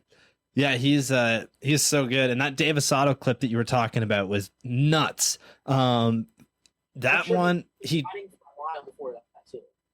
yeah, that Asado clip, he did a downside tooth on a quarter pipe, and it's unreal seeing how good that was. Hopefully he cuts his hair short again and dyes it blonde. Yes. Yes. The tail But the of last time he's been to Chili's. Ooh. You can't hurt me. Road Fools 8, dude, that was my thing, man. I had the thing memorized, dude. And they started working. Remember, Yeah, like, yeah. grooming. I asked for a fucking, what was It's it? a deer or something. No, he asked for a fucking job application. Oh, yeah. Yeah, he's I'm at work here. Oh, dude, that was stuff fucking. And Matt Barringer's in the mask throwing Oh. up. Literally, that was all the shit. Like, as a kid, Is that's it the all I mask of watched. Powers? Hmm? Right, I think The horse Yeah, I mask? think they have the horse mask. Yeah. Oh, God, Matt Barringer. Everyone in Road Fools 8. Or no, It's maybe it's the bunny. They got the bunny suit, but I feel like they have the mask too. Yeah. Shout out Powers. Yeah, Powers. What's each person's favorite road fools? Mine's 5. Mine's 8. 5. Yeah, 5's really good. Working for Ralph. Oh yeah, Which Ralph. is the double peg to feeble he does and the squatters on the gas pipe, like that resonated with me like so hard back then. So it's funny, like now I work for Ralph. Like when we did the split bars, the sticker is an illustration of Ralph from that video, dude. It's like blown out of his mind testimony video of that. Like I love the music in that video. Every rider in that video, like so much every rider. Dude, there's so much music from like Bob's videos that I will never ever listen to the bands except for those songs. Personally, it's just like I listen to that music, and I want everyone else to know I listen to that music, but it's only because of those videos. I've never looked at any other way. I like the Get Up Kid song when they ride that skate park. Oh man. What's yours? That's tough, man. I always feel weird because I really like 15. I think it's just because I'm not as I wasn't into BMX until 10-ish years ago. So for me, it's just a different era, right? And just seeing like Morgan Wade and all those dudes, and then also like Chase Hawk, Aaron Ross as like youngins, essentially. I thought that was really sick. There's also like, a bunch of those videos are great. Morgan Wade's guy. I like when he just like balls. When he fucking jumped that thing at Woodward and he like fell from the top rope and just like broke He's at Road Fools 5. He is, Yeah. yes. Dude, no, I fucking You know, he rides Dude. animal tracks. He does like a That tells you how great they are. fucking Morgan Wade did that. Remember, he's like bumped with the Baghdad through that flare gap into that fucking wall, and, like On a complete bike. On a complete bike. He does some like burly shit. He reminds me of Monkey. You know what I mean? Reminds you. Vice versa. Yeah. Road Bulls 2 was the first video I ever watched. I think I still have on VHS the like bootleg 5 and 7. Nick copied on a VHS for me. Damn, It was in there back when I couldn't afford anything. Somebody would buy it and we duplicate copies. Do you remember how many copies of fucking GT Dead Sailor you had? Probably 2 right now. There's like 5 copies of it. Damn it, out of Wiki! No, I love $4 for you guys. Oh, dude. You just ordered from Dan's Comp, you get like a pair of socks and a fucking free And goddamn like VHS. drowning pool sample. Drowning Pool CD, With the dude. bodies at the floor. Yeah, dude, motherfucker, that was so sick. That's when you know you're old. When you remember getting the drowning pool You got CD your from dance. Chain goes on in your fucking wallet chain. Yeah, I'm pretty sure I got horror video with some lead pipes from Yeah, you Coles or did. No, I something. fucking The dude. Candy or Fantasy. One of those videos. Oh my Ralph god. is in that video. Ron Woodford. The lead pipes with the fucking D video, dude. That's the fucking move right there, dude. Any pants and DVDs I think the combined. Bears had a That's bike tire on the fucking back. I wanted to mention, so in your part, Ryan, as a filmer and editor, I really enjoyed a lot of the B-roll that you put in there. And one that I think of right away is there is a clip of you taking one of your rear pegs off of your bike.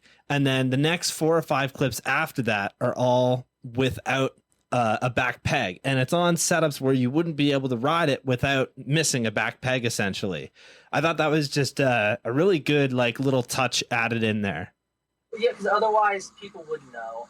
Yeah. And I like a lot of my riding is detailed, where like it almost need the second angle. Let it run a few seconds longer to like take in what I'm doing. But it's mostly like the spot. It's not, like a trick you can easily like understand, I guess, maybe. So that's why I like try to do stuff like that or show the spot for a little bit longer, just so you can take in what has happened. Definitely. Be overlooked. There's a lot of details in my riding, and I've learned I have to kind of let it run longer to that stuff. Yeah, I think that you do it in a really good way too. I often see people that have clips that run a little long where you don't really need it to run long. Whereas with you, it seems to work perfectly. I was actually going to say that everything is cut perfectly. There's no fat, right? Like everything's been trimmed in such a great way where even in today's day and age where everybody has a 15-second like brain, everything is awesome and it's very easy to stay like focused on the video. Thank you. That's definitely something I like am very aware of. I've watched a lot of videos. I have forever. Like I've been a video nerd. So I pick apart everything I'm doing and analyze it all because I don't want something to come across bad. And like I said, I obsess when I'm editing. Like I locked myself in my room for a month, 14 hours a day editing to make sure everything was right. Adjusting the audio, color correction, all this stuff. Like I wanted it to be the best it could be. And it's all little stuff that maybe people won't notice, but to me, I notice. Like, there's a lot of lyrics timed up to the clip of the video that some people have noticed. That like that's definitely on purpose. And if someone notices, cool. If not, then whatever. It's subtle. But like, there's a lot of little like Easter eggs like that throughout it. That just personally entertaining myself too. If I can link it up, like I think it's cool. Definitely. And with a project as long as this one, where it takes 4 years, at least for me, I had a project that took me 3. And because of that, you have a lot more time to edit and focus on clips and then placing stuff to, line up with music and lyrics. And within that too, you're often left with like enough space that when you go out to film, you can get a basic idea of like, okay, if I film this way, I'll be able to link it in with this in a specific way. Oh, exactly. And even like filming the B-roll, I'll kind of know, okay, I want to put this here. I know how long it needs to be. I know, this will fit there. Because I had a lot of timelines started 3.5 years ago. Like, I knew what my song was going to be after I filmed like 2 clips. Oh, wow. I kind of knew I wanted to use Thunder Rolls for Zack back then. It started out as a joke. I'm like, this actually would really, really work. And I started to kind of piece it together, like, during the chorus, just to kind of, like, prove that it would work in my head. And then, some of the other songs I knew would work. There definitely weren't many songs I picked, last minute. From kind of, like, filming to the song. And then, knowing the way I want it to feel. Like some stuff I know like, there's to be a lot of fisheye for this person because of the song, or the song is more drawn out, so I need to feel more long limbs. Definitely. Having the idea in my head how I want it to be, like the vision, I guess, and then working towards it. I feel like that is a big staple of like doing a long project where you're able to kind of take that time to really perfect things, where, as we were saying with crew videos, they're often 20 minutes. People go out and they'll film a trip and then they'll edit from that, right? Or they'll wait till they have all the clips and then they'll edit, which I just find so difficult to do. Yeah, like that. I've done it here or there for different sections of videos. Like there might be like 1 or 2 parts I did at the end. And they usually turn out really well, but it's different when I have years to kind of like feel it and kind of piece it together the way I want it to be. Definitely, you can really build it. Now, we haven't talked too much about Zack's section yet, and something that I found really surprising, and I think this was an intentional decision, is that in this part, this is the first Zack Gerber part in, I would say, a long time that doesn't have any street flips. There's attempts, and it's at this point, it's only specifically looking for specific things to do them on. Yeah, I mean, what is left to do? He's done it. We all know he can do it. So why do what you've already done? Why rehash the past? Not to mention, I've always run into the issue that the most common thing people remember are flips, and it overshadows everything else that I've done. Which is funny, like, really, people that like have known you for a long time said like this is their favorite part. This is the way. This is the most real reflection of your riding. Yeah, you're challenging yourself. You like to do doing hard stuff. Yeah, it's like, not flat. It was something that like I made the choice to do it. There's plenty of times where riding felt good, and there's still a lot of things that we didn't use in filmed, and just we had a choice of. You had a lot of things to choose. Yeah, definitely. I was going to say I really enjoyed the fact that there wasn't any street flips in this, because I think that Zack has been known as the guy that does flips, right? And that's not a bad thing by any means. 2 or 3 flares today riding. Like, yeah. Do them. But it's just like, I mean, why? We were in, where was it, in New Jersey, and everybody's talking about, like, the front flip at the Brooklyn Banks, and it's like, yo, do you guys know that I did, like, a nollie to switch double peg ride gigantic on, like, Rail of Destiny. The Rail of Destiny, which is, like, any other video, that would have been the ender. That's the talk about trick. Yeah, but it's like the just... fakie nollie to rail. Yes. No one had done that. Like, there was a lot of more notable things. 15 years ago, I was crooking 20-something stair handrails. Back then, there weren't a lot of people doing that. Now every kid can do it. Why am I going to do what I've already done? I don't want to get hurt. But yeah, I just wanted to mention, obviously, his your part, there's so many awesome tricks in that. And the ender itself, I think, is wild. Like the massive wall ride to huge double peg out of that as well. And it's not just, wall drop to pegs. You literally have to gap over the stairs into pegs, which I thought was really gnarly too. Great spot usage again. You guys are honestly, I think, the best crew for spot usage. Very J. Miron. Yeah. Inspired. Yeah, I mean that's because I care. Like everyone is good at riding. Like literally every kid is good at riding. What makes it stand out is the spots. Yeah, that's the difference between art and a sport. Yeah. A lot of sport biking going on, whether it's street or park. I think that if you have something that kind of stands out in the clip, you might not be able to see what you're kind of going for, what you're doing, or it might distract from it. Yeah, and it's like, I'll definitely watch something. Like I have no problem with people wearing helmets. Like that's where I don't even see it. Now if it's like a bright green helmet, I'm gonna think that's obnoxious. I may want to watch. But if you're wearing a bright green hat that's obnoxious, it may bother me too. Like I don't know why little stuff like that matters, and it may not matter to everyone, and that's fine. My own personal tastes. There's some stuff is distracting, some stuff looks bad. Yeah, you have camo tires on. Yeah, and turn it off. It's a style thing. Yeah, that's just an opinion. Better old man. Right, and I make the stuff that I personally like, but I'll also support people making stuff that I don't like. Like there's a stack of zines behind me. Anytime something comes out, I buy it. I support. I want. Like, a lot of stuff in BMX is not made for dudes in their mid to late 30s, and that's fine. It's the young kids' world now, and please push it. Do your thing. Let your stuff be what's cool. Don't let our opinion. Yeah. Yeah, even sometimes I feel a little strange riding a bright yellow bike, but I don't know. I think my next one would probably be black again, like I've always had those kind of darker colors. And for this one, I wanted to switch it up, but it does kind of distract from clips sometimes and stuff like that. And I've come to realize that. I I've had a yellow bike clip. Yeah, I it's got like some yellow something. bike clips. See, I also like when like if a bike has a random color something. Like I've had random like wheel or chrome wheeler, had to ride whatever parts. That'll let me date that trip. So I kind of like stuff like that.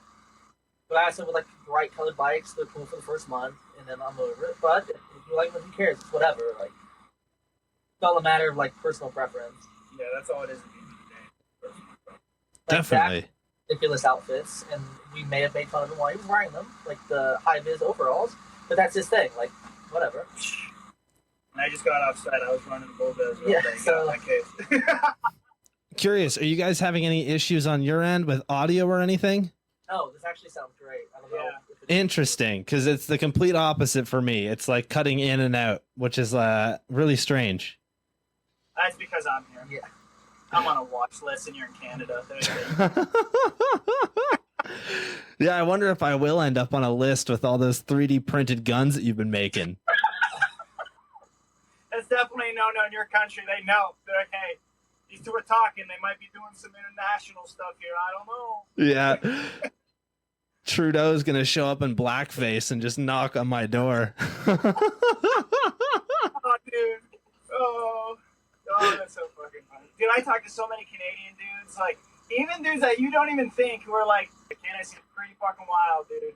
Just some, like, all the shit happening with COVID and everything, and especially from an American perspective. I went to Toronto not too long ago, like, before all the COVID shit popped off, man, and Toronto was fucking weird coming from the United States. Like, people were, like, very quiet and polite, which, I mean, most people think of Canada as being quiet and polite. You know what I mean? Like, it totally is a different, like, culture, because Canadians are, like, very nice people. That's the only way I can say it.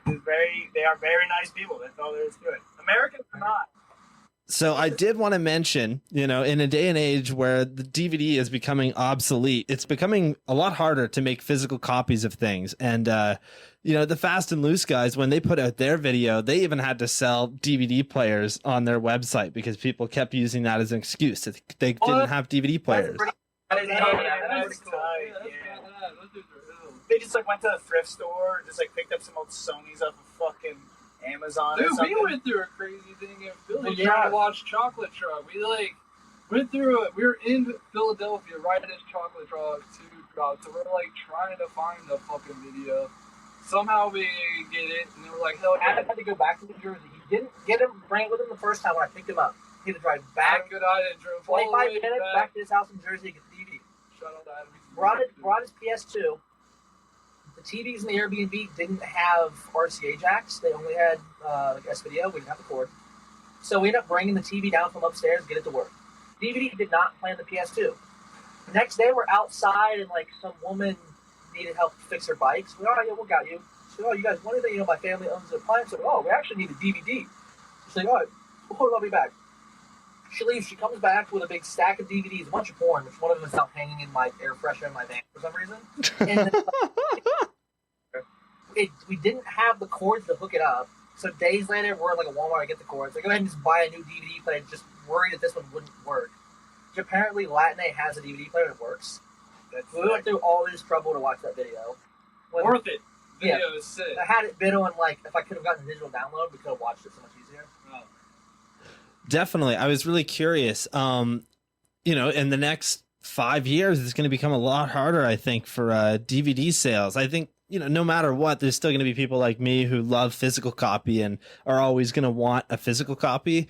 But do you think having a zine is a good selling point? And do you think it'll start to be that when you buy a DVD, you'll buy a zine, and then in the back of it, you might have a download code that comes with it instead of a DVD? Yeah, if I could have set that up where it would have been DVD, zine, and a digital download, I would have. I just couldn't get the software to work like that. Which, if anyone who bought a DVD would have hit me up, I'll just send you the link too. Like, I did it with the last video, I'll do it with this one. It's fine. But yeah, I like having tangible stuff, but even like I don't watch DVDs. I rip them to my computer, put them private on my YouTube, and I stream them that way. I'll go on a trip somewhere and be at someone's house where I'll hang out, and we'll just go on YouTube private, watch the video. Like, I'm not going to drag a bunch of DVDs, on the road, risk them getting broken or whatever. But I definitely think, like, the way to do it is, digital. Definitely. started out with VHS with DVD. Now it's digital file. Like, I don't like when people just hang on to the DVD. Like, you need it, it's cool, but everything is digital now. It's just eating chicken wings. I love it. Yeah, there's a band that I'm really into, and their documentary that came out, they actually sold little USBs that looked like a VHS tape, which I thought was really cool. Like, that's kind of the path that I think things are going to go to. And even then, USB isn't going to be, a big thing in 5-10 years. Like, it's very clear that they're trying to get rid of all of that stuff. I think the Madeira video you can get on a USB drive. I think Holy Fit was also like that a few years ago. Yep. That's a smart way to do it. Yeah, definitely. I think if I would have figured out how to do it in a good way and got, bulk USB drives, I probably would have just done my last video like that. Pro Center. You can get USB drives for pennies on the dollar. Yeah. Nice. There's places online where you can have it custom whatever shape you want the pack, like the actual USB to be. Yeah. And do it. Yeah, I have one from a rapper. It's in the shape of the needle, like a syringe. That's hilarious. Digital distribution, I think that's easier. It's like not everyone has a computer. So like, it's hard. It can be hard to download the file like that. They can plug it into a lot of DVD players. You can run a USB. Yeah. You can watch your television that way. Yeah, it's definitely sick to do that. Tangible things need to and have to exist. But I also think they evolve. Agreed. There's other ways to do it, but you still need something that you can fucking hold. Because at what point is YouTube going to crash? Are they going to strike down on music rights? Then all the videos are going to be gone again. Yeah, that's exactly what's or like, coming. if your computer crashes, all your files are gone. Or, if you have the DVD, you can at least pop it in. Because that's the thing. Or if you have a flash drive, you can save that. Yeah, that's definitely like tangible things are a necessity because that's the whole thing. The more you put online, the more they're going to try to restrict it and control it. The music, they're going to get rid of this stuff. And that not only them taking out the music and stuff, that ruins parts of our history. Yeah. Not only within our own groups, but within our entire sphere of, BMX. So we need all that shit. Even those certain TV shows will now certain episodes will not air anymore in streaming. You cannot find them. They're scrubbed from the internet. Yeah. If you have that DVD box set, you have it. Yeah. Like bum fights. Yeah. That's one of them. That's probably online. There's a lot of stuff. That just get deleted. It's just because it's all digital. It could be removed and just doesn't exist. Yeah, I had my full-length Space Goats on YouTube for years, and then this year they hit me up and they were like, yeah, we are not going to allow you to put it public. You have to take it down because of the music. So I am lucky because I have a website. So I just set it up on there instead. So now people can go to my website to watch it, but it's not on YouTube, which is what everybody uses, right? So if you want to watch it on your TV, now it's kind of a pain in the ass. What's crazy too is for the first video, one of Zack's songs is I think off the same album. It's like a song cut up, but one of them was muted on YouTube, and then all of a sudden it was back. The rules I'm really surprised that on the YouTube private link of this, the Garth Brooks song has not been flagged. That blows my mind. He probably just got flagged. Yeah, because he's on. I don't think I can think it was maybe the record label where he's banned or anything, it's not triggering, and they might manually search his name and that stuff. I have no idea. Yeah, but that should have been flagged, and it's still up. Yeah. What's strange too is that I was just watching the first video the other day, and with that, halfway through his part, it cuts out, like you were saying. But then if you go and you watch it on the Our BMX channel, it plays the whole thing. It just depends on when it's uploaded, if the algorithm catches it or not, and how they're enforcing music at that moment. It's weird. Yeah, man. I mean, I lost a lot of shit from when I first started riding years ago. Remember Vimeo? Yeah, Vimeo. Dude, they fucking rubbed all my fucking high view Vimeo shit. But all the high view stuff shit didn't get taken out. I have a lot of old stuff on it. I'm way over the gig limit now, and everything is still there. Dude, I lost a bunch of shit, our New Year's videos, and all kinds of shit. A lot of people lost a lot of stuff. Yeah, fuck Vimeo. Fuck that old platform. That place sucks. Do you know what song flagged your shit, King? A couple of them, because I used a few songs that I think were through Warner Brothers, and they took a bunch of it down. I did have music that was made specifically for the video, and had I had the funds, I would have just had all the music made for the video. I think there's 5 or 6 like original songs in that video. That's sick. It was cool, man. A couple of the songs, we literally were just out riding. Like this one dude, we met him in Montreal, and he's just out with a guitar in the streets of Montreal. We're all day drinking, riding these ledges, and he comes over and just hangs out with us. And 20 minutes later, I'm filming him sing and play guitar, and we used that on my buddy's video part, so it would cut from this dude playing guitar to like this dude skateboarding in our BMX video. And then we had the same thing happen with these like beatboxing rap dudes that were actually like surprisingly good. Just same thing. Dudes came over, we talked to them for a couple minutes, and then they did that, and I did the same thing. Just cut it from that to the actual footage as well. But yeah, I love stuff like that. It's very organic. And the fact that like you film and do it, you can kind of tie that in. I love stuff like that. I remember all day had someone like banging on drums in the subway, and like that was such a cool transition to that section. Definitely, yeah. It's cool when you're able to do that kind of stuff with videos, right? I know in the skate community, there's quite a few, filmmakers that have done stuff like that. Like I think Ty Evans, his Flat Earth video, I think has an original soundtrack to most of it. I think you're right. Yeah, which is pretty wild, right? Like I really enjoy seeing that. Vish makes music. Yeah, Vish, of course. Yeah, that's a great one. He's I really think that when they do, X Games Real BMX Street, they should be taking that into account as well, right? Because yes, he does play guitar and he's got that over everybody else, but at the same time, the people that are making those videos could have went out and found people to do original music for them, and they didn't, right? They just found other stuff that they had licensed. It would have been sick to fucking just have like for your Real Street section, just noise. Like a Actual street sound. Yeah. Well, Simone had Joey made the beat for Simone's part the one year. Yeah. That was really cool. Yeah, definitely. I know that I don't think that Real BMX Street is happening anymore with X Games. I think it's just through Dig, right? Oh, no shit. I didn't know that. Yeah, I was just wondering this the other day. The videos haven't come out, and I haven't heard of anyone like being in it. Yeah. By then, you've heard who's swimming for it. So yeah, I think the last year's one was the last one. But I think did skateboarding do it this year still? Probably. I'll have to take a look at that. But normally it would come out and I would talk to Stu about it. And I haven't heard from Stu, so I don't think it's happening this year. Yeah, that's a bummer. Those were so much cooler than the actual X Games. Yeah. I do think that Dig, or I think it is Dig, but one of them has teamed up and they have basically taken that concept, and Nathan Williams has a part, a couple other people. So I'm excited to see where that goes. That'll be cool. Does Billy Woodfin have a part? He should. Yeah, he should. I don't fucking care. Deliva, Billy Woodfin. We should have gotten it the 1 year. I want to do it. Dude, I would honestly love to see a Zack Gerber 90-second real BMX part. I really think that would be pretty fucking wild. Hugh Johnson hates me for a Facebook post. What was the Facebook? He fucking because I asked how I wanted to know the criteria behind how they choose the judges for X Games, and he got fucking butthurt, and so did Chris Rye.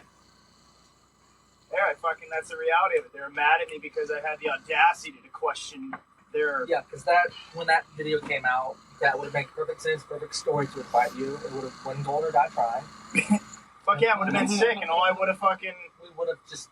It would have been that 10 grand to travel and do ridiculous shit. Mm-hmm. It would have been amazing. We would have won gold. You would have won fan favorite for sure. Yeah, and I would have definitely done like the the whole thing with me working construction and shit, and like me taking off the work boots and the overalls. It would have been a cool concept. Uh-huh. It would have win gold or die trying. Win gold or die trying. Or just die. That would be cool You too. were still in the like something improvement mentality. Had that happened, we would have got momentum and kept going. Yeah. We have won X. I don't care though. Yeah, I don't know. Personally, I feel like as someone, and I love Stu. I think he's great, and I really look up to him. However, at the same time, if that is what held you guys back, that's unfortunate, right? Because I think you kind of have to put that stuff aside when you're in that position, right? Like at least it is for the betterment of BMX as a whole. Like, yeah, there's a lot of riders who do deserve it, but also, I don't know, it would have been cool to see you guys on there. I mean, BMX is small. If you were on a bridge with one person, you kind of run it with everyone. Like, Yeah, I get but it. You have to play the game. I've I been get it. blacklisted for over a Yeah. decade. I'm fucking used to it at this point. Yeah, you are an anti-pro. I will say that. Damn, that's a sick term. I fuck with that. I love it. Pro as fuck. I like that. That's cool. It's true, man. I mean, it's one of those things where even a buddy of mine who I often have as a co-host, we were talking about it the other day, and he said the same thing. He's like, Zach is an anti-pro. Like, he's just one of those dudes that unfortunately the industry can't handle because he says it like it is, you know? Or I just say stupid The shit. thing one or is, the if other. people were to actually know him, they would realize a lot of it isn't serious. He's one of the most genuine people. But the online persona will make you roll your eyes. Yeah, we there's- roll our eyes a lot at him for it. Yeah, We but- also know the real person Yeah. behind it. And it's even like Bo's told me stories where like people wanted to hit me up and they're like, oh no man, Gerber, he seems kind of like Yeah. crazy. He's like intimidating. I'm like, What do you think? No. no, I just fucking like my internet persona is just me being Billy a and I fucking, talk about that a lot. it's just like being a dumb hard ass, and people think I'm fucking serious all the time, and I don't know. I call it like an and enigma it's talk. like, I the fucking thing talk is, backwards and shit. You're not going to get that much from BMX playing the game, so why do it? Yeah. Anyways, like I got You more can still than ride and have fun and do what you want to do, especially more so now because of the internet. You don't need to come into platform yet. yeah. You do no. not need anything behind you to push you. You could work a job, have more spending money from that than you're going to get that $300 a month from a company. Yeah, man, and not be starving. You can fucking go ramen on every trips day. with the people you want to be around, not just your teammates. You can And- still make cool stuff, and kids, they're going to love it. Like, you can just put it on Instagram or YouTube or whatever and get a following. Like, you do not Yeah. need the establishment anymore. No, it's not the same as like the props era where you had to Yeah. go to contests. Like you had 10 to get years in ago, things and you videos. needed to play the game.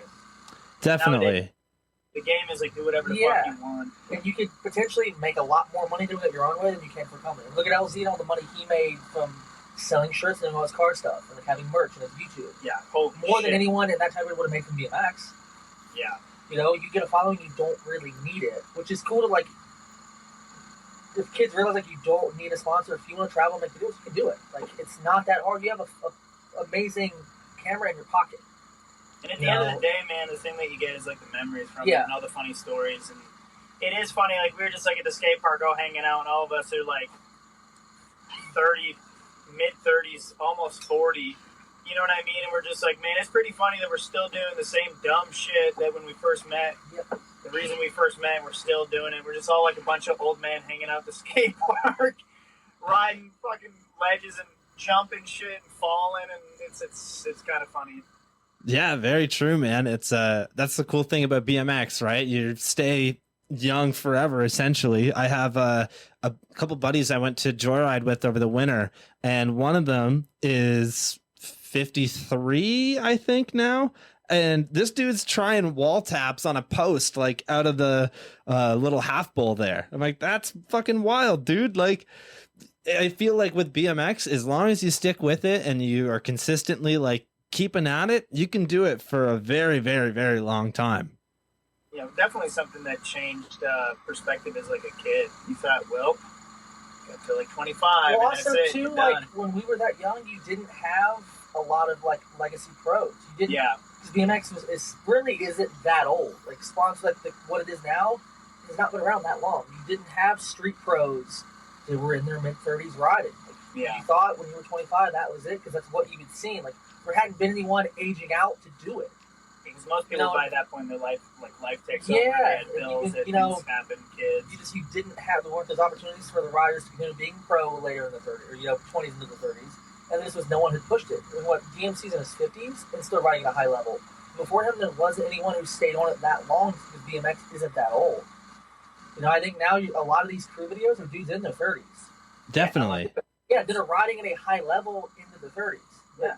10 years ago, you just didn't have anyone that old doing it. How really. old is Daroba? 1,000 years old? Yeah. He's like fucking Dragon Ball Z fucking Yeah. dragon. He comes out of the fucking, I don't know, he's like 1,000 years old. He's inhaled more paint dust than any human being, and he's still damn deal. I love the LFS dude though. It's fucking special, dude. My favorite. Yeah, that's another video that came out that everyone should watch too. It's the LFS video, LFS 3. We went to the premiere. I went to the premiere specifically to see Special.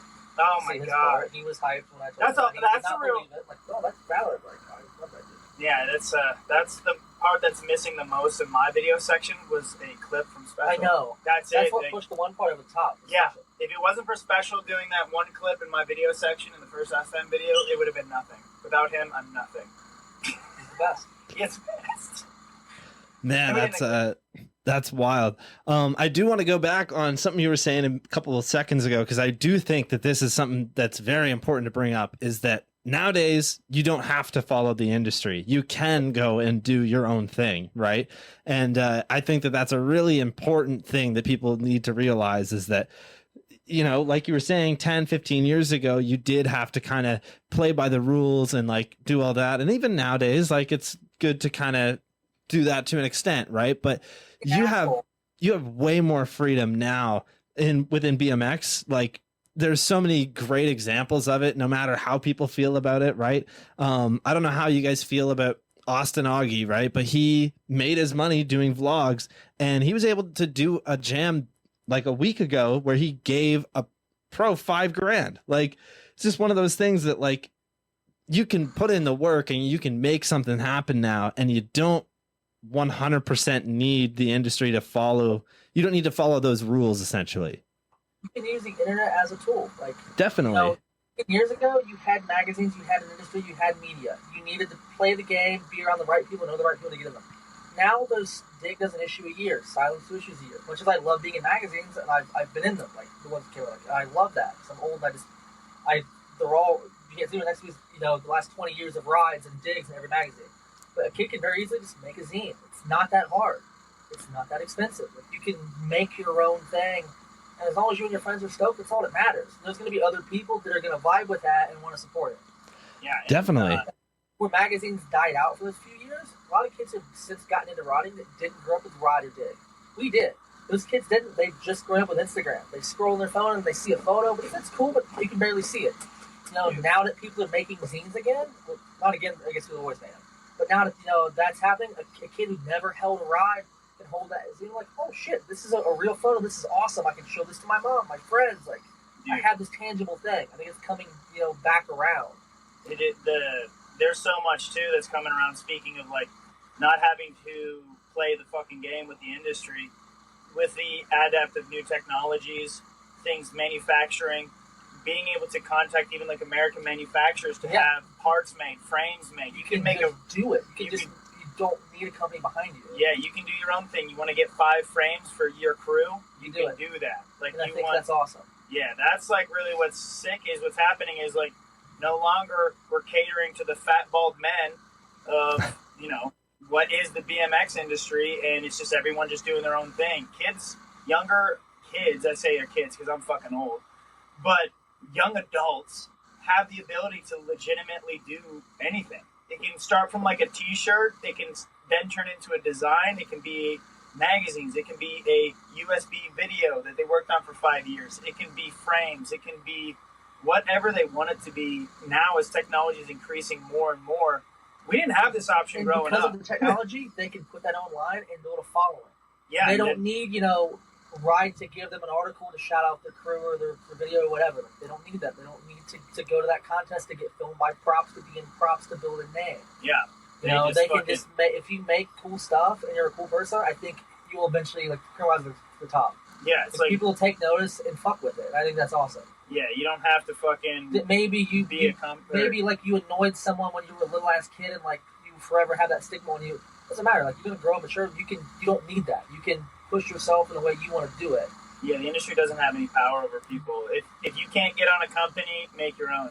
Yeah, that's it. Like Lino, 90s. Like just buy parts and just ride for fun. Like all the industry bullshit. When you're on your bike, you don't think about it. Like, who cares? I mean, I get it. Everybody wants to be sponsored and get shit, but you get sponsored and get shit, and you realize, man, there ain't shit. Right. You're really better off just working a job. Yeah, get a fucking skill, my dude. Keep working. And then if you go on that trip and you want to get ice cream and go hiking instead, it's your fucking money. You can do it. You don't feel obligated to film 10 clips that day. Yeah, because that's in that fucking you're way happier. And that the roads content too. When you fucking got to go to a spot, you watch a video and they're in like Salt Lake City, and they literally the entire crew rides one fucking rail and there's 10 clips on it. That's because they need content. rather than being doing like, it because you can, not because you want to. yeah, and then versus just doing it as a crew, maybe one dude gets a clip and then you get some ice cream and then fucking roll rocks down the hill or something. Yeah. And that's way sicker and way more enjoyable and a better story than doing something to make money for someone else. That's just my opinion, though. No, absolutely. You guys are making incredible points that I think are very important, right? And I mean, I don't want to, toot my own horn, but like this whole podcast was done because I wanted to do it, right? And people can do it. Like, because of Yeah, you did it on your own and you made it something. and that's fucking sick. it's funny, man. I worked so hard on all these DVDs where it was like all my crew and everything, and those were all essentially like to get to the point on where I could do my own podcast, right? And doing all that stuff was awesome, but I always wanted this like notoriety or for people to like recognize me when I was doing those videos, and people never did. Like a couple, big media companies would like post a quick little thing about it, and then, a couple days later, no one would even think about it anymore. But with the podcast, it's interesting, right? Like I've been able to talk to some of the biggest names in the industry, including Ralph from Animal and like you guys and everybody. And I think that it's cool that that has kind of worked out in its own way to really like, I don't know, bring a little bit of the notoriety that I wanted when I was younger to BMX.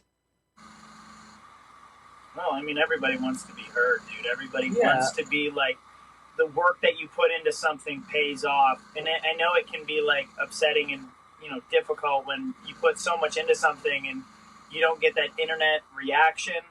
And that's also like, we could talk more psychologically deep about why we want reactions from our phones. But the fact is that we do want a community sense, because that's how we communicate with our culture, with our peers, and without that, it does suck. But you taking the time to bust your ass to create something that you have now, and not only that, those same friends that were a part of that video that might not have got the shine that you wanted, now you can, because now people are listening. You pushed hard enough, long enough, where people are like, yo, you see this podcast, you hear this dude, this is sick. You know what I mean? And then now you can get that recognition. Maybe it's not for what you originally thought it was going to be, like the DVD riding and stuff, but now you're that guy that does like that Goat Cave podcast. You know what I mean? That's sick, man. Like, you gotta give props to that, and just, it might not, things in life don't always come as they're expected, but you find out you can't always get what you want, but you get what you need. I love it. Yeah, man, I think it all really depends on the work that you put in, right? Like you kind of just have to do it if you want to do it. Something that I've been very interested in is doing frames or doing stuff like that. And it's something you see a lot more in skateboarding, right? Like I'm a screen printer by trade. So that's what I do all day is just print t-shirts. And the dude that works behind me, he has a little skate company that he has made, and he's able to do that with just screen printing stuff and blank decks, right? So it's a lot easier to do something like that just because of the cost factor. But I'd be very interested in learning more about doing like, even a small run of frames, stuff like that. That's very obtainable, especially now more so than maybe it was years ago. Definitely. Hit up courts, work. Hit up the guys, see if you can get something made, dude. And I'm sure there's other fabricators and stuff there's too, definitely everywhere. people doing frames. And they can do small runs of it. No more that Taiwan stuff that's where the you're best getting... part of it is, let's say you want to do like 20 frames, you can do it. You don't have to go through Taiwan, but you have to have a trade agent. You have to have, a decent amount of money because the minimums are, 100 200 frames. It's a lot easier, a lot more obtainable. Definitely. Everyone in your scene to rep the scene, you can do that. Yep. So that's like what's super sick, because that never existed when we were growing up. You had this, and that's all you could get. Yeah. That's it. And you had what the magazines fed you was the best. Yep. And looking through a BMX Plus and all the garbage bike stuff that was in there that they're pushing on you, this isn't the real stuff. This isn't like core quality BMX. If you don't know any better now because of the internet, you can know. Yeah, and you can make your own path. Yeah, you can make your own choices, not what's shoved down your throat. Yeah, absolutely. I think that that's a really good point. The magazines and all of those other people are paid to push bikes, right? And they're paid to do that. Even, somebody like Anthony Panza, who he rides for Cult, but he also does a YouTube channel, but he's definitely getting paid to, ride those bikes and push those bikes. And I have no ill will towards Cult at all. I love Cult. But... Pardon? Yeah. He created value in himself. Exactly. And he was a valuable, value to that company because of that. He's able to reach into an audience that they may not have gotten in BMX. Yeah, I'm really curious what would happen if, he was to go out and start his own company, right? Because, who knows, right? But I think that's just too big of an undertaking for somebody that is probably so busy like him. Or he might, do a company that maybe not making bikes, but, making clothing or making shoes, making anything. Yeah, definitely. Not conflicting with the BMX stuff, but will reach his audience. You can only sell BMX stuff to BMX kids. You make clothing and other stuff, you can sell it to anybody. Yeah, absolutely. Selling his personality, and I think that's key to putting value in yourself as personality. Yeah, which I think a lot of BMX is missing. Yeah, that's such a big thing. Is if you like someone, if they're personable, you want to support anything they're doing. You want to watch their videos. Yeah, man. Like I said, everyone's good at riding. You can watch any random kid to see good riding. You gravitate towards the riders who you personally like something about them.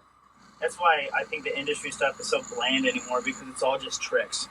Yeah, and I don't see I don't know anything about anyone. And that might be us being older. They're I need more substance. I don't know. Yeah, but I feel dude, when I watch Road Fools 8, I watch motherfucking Rick Montano, and I watch Matt Behringer throw up out of a horse mask. These are dudes who calling each other dickheads, and they're mean to each other. And Matt Behringer slapping Steve Crandall, to bring it back to the video, I try to put a lot of personality in those sections. I want people to kind of get a feel for everyone. You see us together. There's the high five after a trick.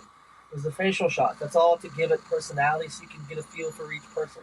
Even the music is, kind of fits each person's personality. That's all on purpose because I want that to shine through. Everyone is so good at riding. Every video could be so good. What's going to separate it? You need to feel for someone. Yeah, absolutely. To me, that's super important.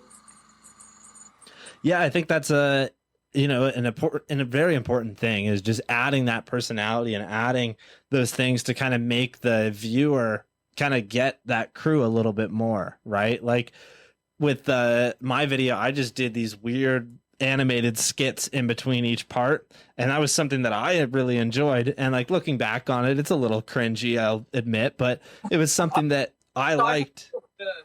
Pardon? It has personality. It's its own thing. You're not trying to copy something else. Yeah, absolutely. That was the main thing, is that I didn't want my video to be like anybody else's, right? And that was something that I hadn't really seen before, and it worked out. And that's just me trying to show my personality, right? Yeah, and I think that's so important. Yeah, it's definitely important, man. That's the only way to really differentiate yourself anymore. Everyone else is super good, super robotic. It's got to be something cool. You are an individual. Express that individuality through your riding, through your setups, through your trick choices, through your clothes, through your cut scenes, through your B-roll, through everything. Try to tell a story who you are. Yeah, I think that's the big business, is telling a story. Yeah, absolutely. The psychology side of that too, is just the way you resonate with stuff. Yeah. You can relate to something. Yeah, and that's going to make you like something more if you can relate to it. Of course. Something I did want to bring up while we're sort of on the topic is Zack has been 3D printing parts, and this has been one of the coolest fucking things I have seen all year. This is something that I am so incredibly stoked about in BMX. And I know some people aren't a fan of it, but I am constantly telling people about this. I'm constantly showing people Zack's Instagram and just all the cool shit that you're 3D printing. Holy shit. We were at the skate park, and I ran into a kid who's 3D printing too, because he bought a printer, and I don't know, man. It started off as my girlfriend got me a printer for Christmas. And it was just something, rather than getting video games, which I've done for years.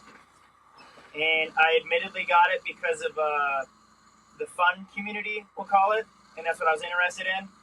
And just learning how to do CAD, because as an individual, it always feels like it's impossible. You have your friends, you want to make parts, you have ideas, but you don't know who to go to, you don't know who to talk to. Everything just sounds super expensive. You don't know how to do anything, and you give up. Well, just having the ability to like learn something. Now with the internet, anything you want to know is legitimately in the palm of your hands. And learning a new skill like how to do CAD and design parts and make things that like, you know, plastic pedals that you can grind on, which has been a concept for literally what, decades? Yeah, forever. Literally forever. Premium made from grind Yeah, pedals, do you remember, different like- brands made full on Yeah, blades. the bottom. Yeah, exactly. Dude, old skateboard decks on Yeah. the bottom, and then just being able to like design that myself through YouTube videos, and then print it out in my basement and ride that still on my bike today. Like, dude, it's super insane. And then getting other people involved in it too, or hyped on it, and then you just like, it's like a small community of people who are like making shit. They're, yo, I took your design and I changed it, and put my crew's name on it, and then they can print their stuff and then hook up their homies. Like, I got friends sending me stuff I made, those like stash bar ends, people printing those out. They're like, yo, man, look how many I can hide in here. Like, it's pretty sick, dude. Like, it's, I don't know, like I said, we were talking about new emerging technologies. Any of the plastic stuff, you want to make, you know, your home, like pedals, and you want to put your crew's name on it, there you go. You can do that now literally at home in your living room for like $200. That's insane to me. This is shit like all I could do in that, like as a high school kid was what? Look at Dan's comp and like, damn, I want a poverty sprocket. You know what I mean? Now you can do that shit at home. It's fucking crazy. Dude, what I love about it is literally that it is bringing a brand new community together within BMX. Essentially, you know, it's creating this whole thing where like riders are able to go out and do all the shit that they want to like make, you know, peg sleeves, to make pedals, to make a bash guard essentially on the bottom, your fifth peg, all that stuff. And for the people that are hating on it and saying that like you're taking away from these companies, dude, fuck that. This is BMX. It's supposed to be DIY. You're supposed to want to go out and do this shit. People go out and build dirt jumps all fucking day. People build, you know, DIY spots. People like yourself go out and do spot mods. Like, why is this thing frowned upon? It definitely should not be. And I'm someone who works for a company, does, you know, product design, it handles all those aspects. Like, it's not really taking away from a company. Because, like, realistically, like, the stuff holds up, but I don't think it holds up as good as properly injection molded stuff yet. Like, the reality of it is, like, the kids are going to get this stuff and it's cool. They may not run it forever. They're eventually going to buy a regular set of pedals, a regular peg, whatever. Yeah. Like, Well, that's... not to mention, too, like... It's cool to customize your stuff. And, like, yeah. you have to have a 3D printer. Like, realistically, how many kids it's have a printer to exactly even make the some- stuff in the first place? It's like some niche, like, nerd bullshit that I'm on. Not to mention, like, say, for example, the JCPC halves that I make. Yo, you still gotta go to Odyssey. You gotta get fucking the buy style. the pedals from them, so they're still making their fucking money. Yeah. And then you gotta go buy a fucking printer. Then you gotta print out the fucking things. And Like, how, there's a lot of shit that goes into it. It's just somebody who's an if you grind enthusiast. through them, are you going to want to keep printing on a new set every other month? Or are you eventually just going to buy a pedal? Like, who knows? Yeah, exactly. So Maybe that's, somebody it's will want to just... keep printing them out, but it takes time. And that's such a small niche of people. How Yeah. the fuck is that one dude out of 100,000 fucking Well, up it's like the how many industry? people had a dad who, you know, could weld a set of handlebars or something? Dude, like, would make homemade Fix parts. you Yeah, break your like, frame and he'd weld it for you know, you. Yeah, that's- we had friends like I think that. it's, or, you know, in shop class, they made a stem that stripped out in a month. Like, You see, remember doing the pegs on the lathe? yeah, like, dude. it's existed forever. Like, That's how mongoose. now, I love it. Like, you know, I have right here weird 3D printed samples of hub guards I'm working on. The fact that I could design them, 3D print them, so I could put them on the bike. I can make sure the shape's right, make sure the thickness is right. Like, that's so awesome. So, you know, within, you know, a day of designing it, I can have a tangible sample in my hand to verify it before we open the tool. Yeah, I was think gonna. that's the really cool side of it. My dry set hub guard through Daily Grind 10 years ago, or however long it was. We did a 3D printed sample first to make sure it fit. Absolutely. So I've always been 3D printing for certain aspects of a company. But I don't think it's taking away from money companies going to make. Like, you can't make enough pedals to supply a real demand. There's not enough people with printers to do that. You're always going to have riders that are going to break the 3D printed, it's going to break at the seam or whatever. For certain- whatever reason. Yeah, and you're just going to It's- get sick and of it's it and an you're going to buy a emerging- real pedal. Yeah, so like It'll be exactly. cool for a few months for someone, and then maybe they'll stick with it, maybe not. Yeah, once again, it's just an emerging technology too. It's fun, it's cool. And it's, Fun and it's cool. That's all it is. Like It's you just said, another part of being. we were the Lego enthusiast. kids who like to build stuff. Like, it's an extension of that. Yeah, it's You like can they customize the your erector bike. set. Yeah, Yeah, that's all it's it is. another version of that. That's all it is. this all ties back into being able to go out and make your own company these days too, right? You buy a 3D printer, $500, right? Then you go from there and you start to make yourself a couple designs. You fit them on your bike, see if it works. And then once you have a good idea and you see that it's exactly how you want it, you can actually go out and get that professionally made and start a company. This is the kind of shit that, like, I don't know. I love it. I think it's great. And like you were saying, it's not going to take over the market. The stuff isn't strong enough at the moment. Maybe one day, but who knows? Well, Yeah, it is. Man, you see the guns that I make? Yeah, it is. The BMX context. In a BMX context, because yes, like hub guards especially. If I ever master hub guards, It's then weird forces and like the way it bonds together. There's a lot of reasons, but maybe one day it will be like that. I mean, in the road bike world, aerospace world, they're 3D printing titanium for stuff because you can get complex shapes you cannot machine. yeah, there's all You sorts don't of have stuff. And even mountain biking now, they 3D print all sorts of shit for their They're stuff doing now. dropouts and derailleur hangers and different little pieces out of, not plastic, out of a lot of Because titanium, that's the aluminum. thing too. Yeah, You can aluminum. get shapes that you can't get CNC. Yeah, Like that is the future. It's get on board with it. So It's just- that's the way it's going to this be. is just the emerging technology. Well, when it gets there, I don't know if it'll ever replace injection molding.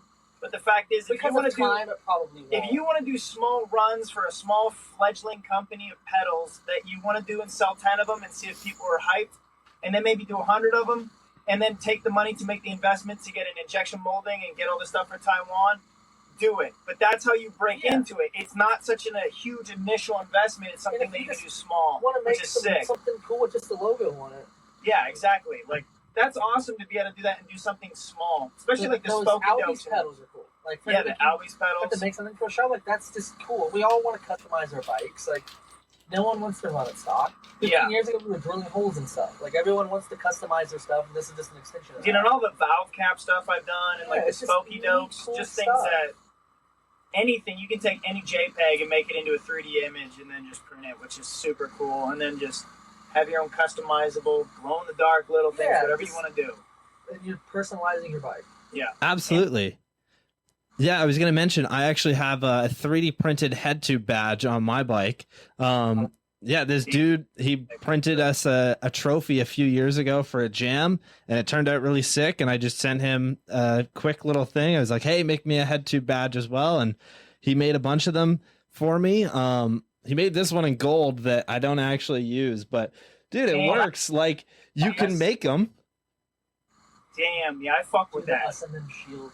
Damn, the Us and Them Shield badge would be Oh, fucking that- sick, yeah, dude. That needs to be a reality. Yeah, that's it. And they get like I'll send 3M you the like file. double-sided tape Yeah. or something to like attach it. Yeah, see, just shit like that. It's just like you can make Yeah, a and, like- unique, different piece. I like the idea as a trophy too. Like the 3D printed trophy's kind of sick. Yeah. Yeah, it turned out really well. You can fully personalize it, so you can make it something funny and stupid. Yeah, and it's just something That's that, always a plastic anyway. especially with something like that, it's lightweight and it's like not going to deal with any forces. Yeah. It's literally just going to sit on your bike and have a story to tell behind it or something. You know what I Yeah. mean? Yeah, I'd Yeah. work with that. That's pretty cool. Yeah, man, I'd love to see some us them head tube badges. That could be cool. Need that now. Oh shit, we'll get on that Yeah, tonight. When I go home, I'm fucking gonna lose my mind. Yeah, Sitting at I'll send you all Fusion the 360 all night. I'll send you all the sticker files of like the rooster, whatever the shield. Yeah. I love it. That's sick. Yeah, it honestly, I've had mine on my bike for quite a while now, and like I literally I use just glue, I think, just like a really good heavy duty glue, and it's been on there for like months, almost over a year now, actually. Yeah, or 3M tape will work fine. That's Yeah. how, like the scat frames, those badges are 3M tape. These animal badges that we sell, that's just 3M tape. Like that's more than strong enough to hold it. Yeah. Definitely.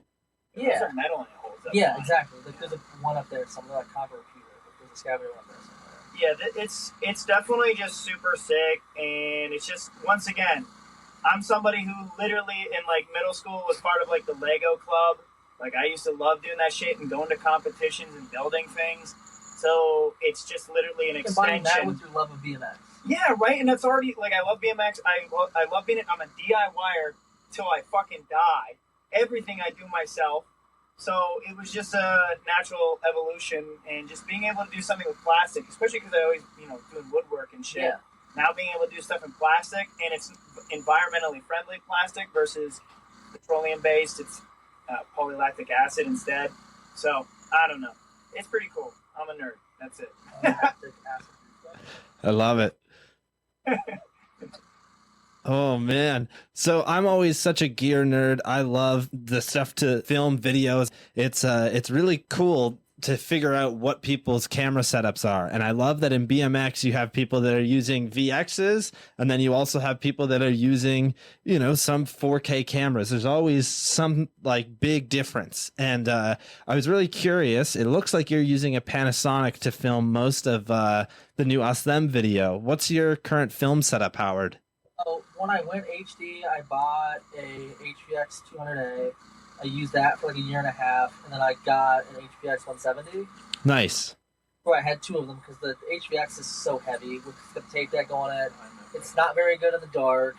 Good camera, but the other one is obviously like the older brother. Newer is better. Used that for most of this video, and then I was in California and the Zoom rocker broke. So I just went to a local pickup, bought another one. I'm eventually going to fix the one. So I have 3 Panasonic cameras. And then I've been using the same JVC model of like VHS-C camera. When I started the first video, I went through like 4 or 5 of those cameras. I bought them off of eBay. They worked for a few months and then die out. I got one that worked forever, and then like I'm still using the same one. I bought a brand new one, and like I eventually switched to that one, and it fucking shit out in like a month. I'm using the same one I've been using for like 3 or 4 years. Wow. But that's for all like the lifestyle, you know, VHS Color and ribbons, kind of shit. Yeah, like all the manual controls in the door just don't work. But camera still, the ribbon cord's fine. It records. It gets the job done. Dude, that's awesome. I would like to upgrade to a 4K camera, but I like a camcorder. I don't like the DSLR. I know you can get a zoom rocker on them, but the form is not the same. I love the image of what the A7S. I love how that looks. I don't like using it. And now you can't get a good fisheye for the camcorders. Like the extreme lens is way too much money when they discontinued it. So I'll just keep using what I'm using.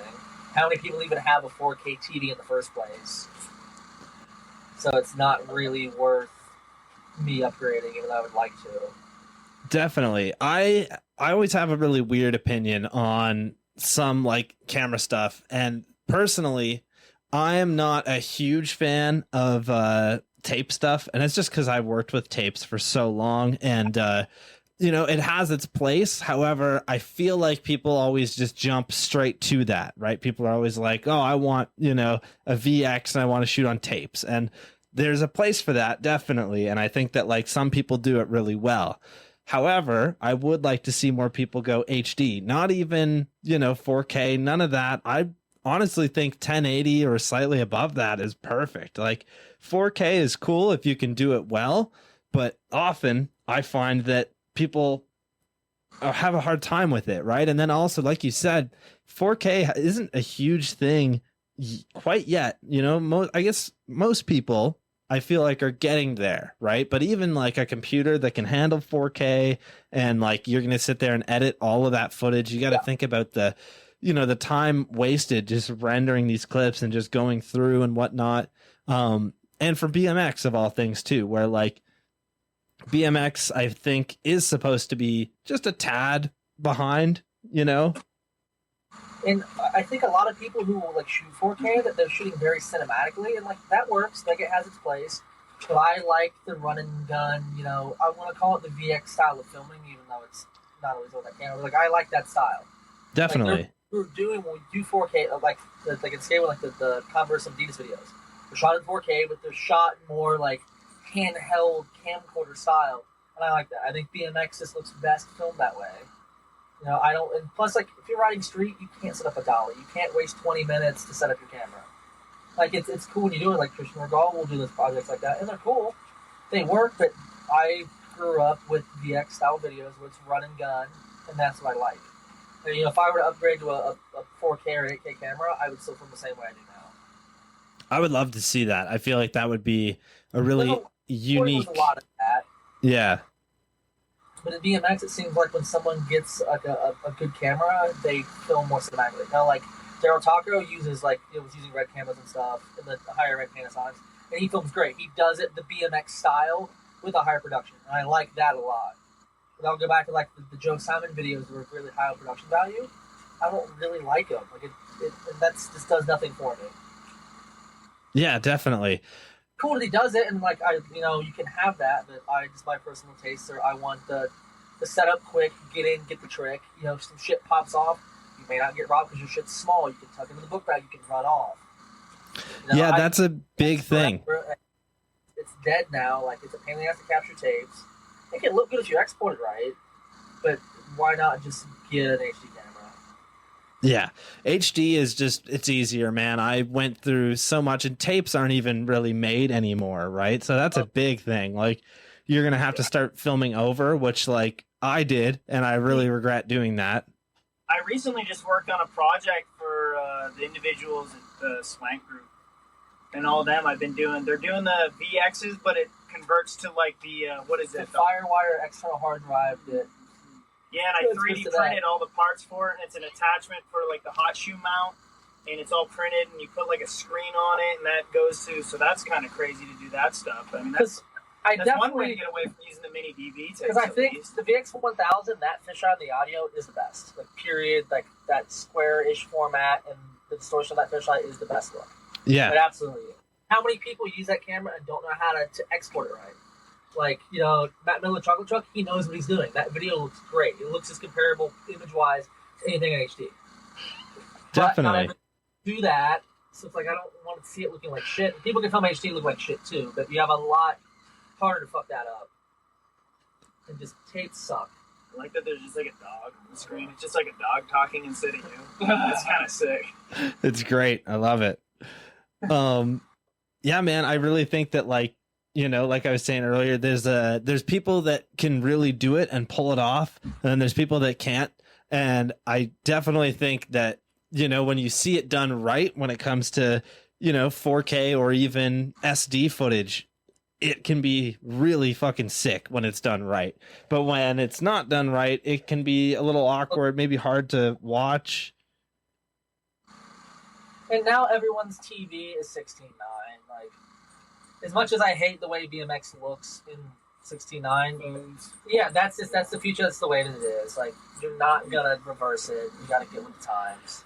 Yeah, definitely.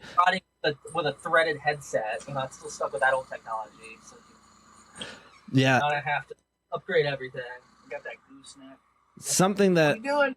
I've been like having a really hard time with is Instagram has been really heavy on their reels, right? And it's 16:9, but wrong. Like, it's, dude, I have such a hard time with it. I've been trying to film more phone clips like that, and I hate it. I really don't like the way that it looks. I think it sucks. I am having such a hard time, like, moving towards that. Do you feel the same way? Yeah, but also, like, we could just not use Instagram. Yeah. Like, I mean, it sucks, like, because of Animal, I have to do a lot of stuff that way, and I hate it. Like, it just doesn't flow right to the screen. It's hard to frame it right, but that's the way it's going.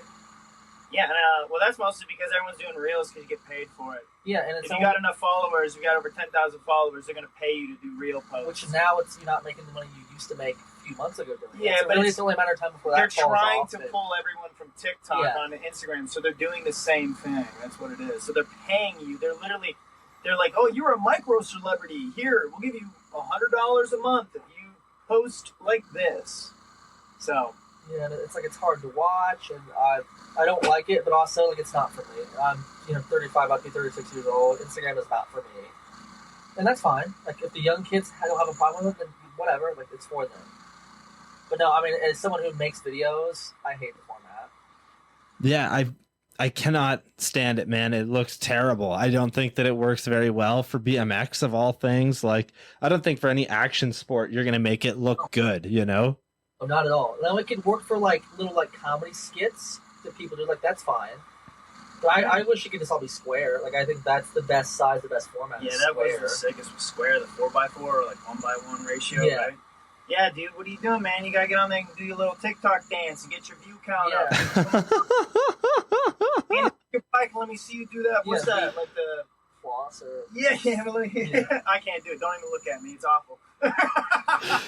Oh fuck, that's awesome. Oh man. Turn into stupid shit like that. It's once you do like your TikTok dance, get famous. Give a shit. So there's a clip that I saw recently of you, Howard, where you do an X-up feeble grind down a curved rail. And this clip is like 15, 16 years old. I was really interested in the backstory behind this clip. All right, so that was like 2007. The rail's in Louisville, Kentucky, at the post office. I cricket grinded it a year and a half before that. I was trying to exit double peg it. It was extremely hot that day. My hands kept slipping off like those. I don't know if I posted the footage or not, but like I do an exit grind, and when I go to unex, my hand just shoots off. Just one go, I hopped weird and landed it. I like in my head I was like, oh fuck. I like held it and had enough wherewithal to like actually hop out and land it. Total accident, but in the moment, like I knew what I was doing and like tensed up and did it. But I mean, there'll never be another better except people. Like that's the reality of it. There will never be one better. I dare someone to do one better. Yeah. But it was, I mean, it was definitely an accident. But as soon as I landed, it's an accident. Yeah, you allowed, I realized what was happening and didn't jump off. And I bunny hopped and like stayed in control and got out of it. Yeah, that's my tire, like I'm like all the way proper X with rails curve. I need to get it over crank it. My tire like slattered around. Do you X up the same way for feeble and yeah, the same way. And just like I don't know, that's just one of those like magical occurrences that even if I want to do that again, there's no way. Yeah, fuck it, run with it. No way. It's Yeah, no way. Sick. Fuck it. That's wild, man. I really love that clip. It's just so gnarly. And like X-up grinds, I could never do one. I suck at X-ups for one. And they're such a wild trick to me. And I love seeing them. You're obviously your new part is just filled with like that grind tech stuff. And it's insane. Like so good. You know, that stuff's more challenging to me and more fun to me. I can do all like the tail whip, bar spin, big rail stuff. I have 3 big sets. I've done all the like, let's say cliche normal stuff in BMX, but I've done it. Like I don't want to get hurt.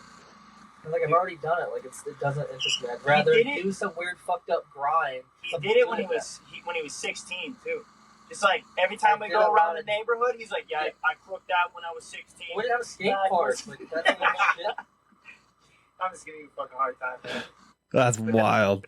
True though, like Yeah, it's a joke, but it's also true at the same time. Like he definitely did that shit. Like Howard did a crook hard 180 fucking 1,000 years ago, like when dinosaurs were still on the fucking earth. I seen it. It was at the fucking the cellar.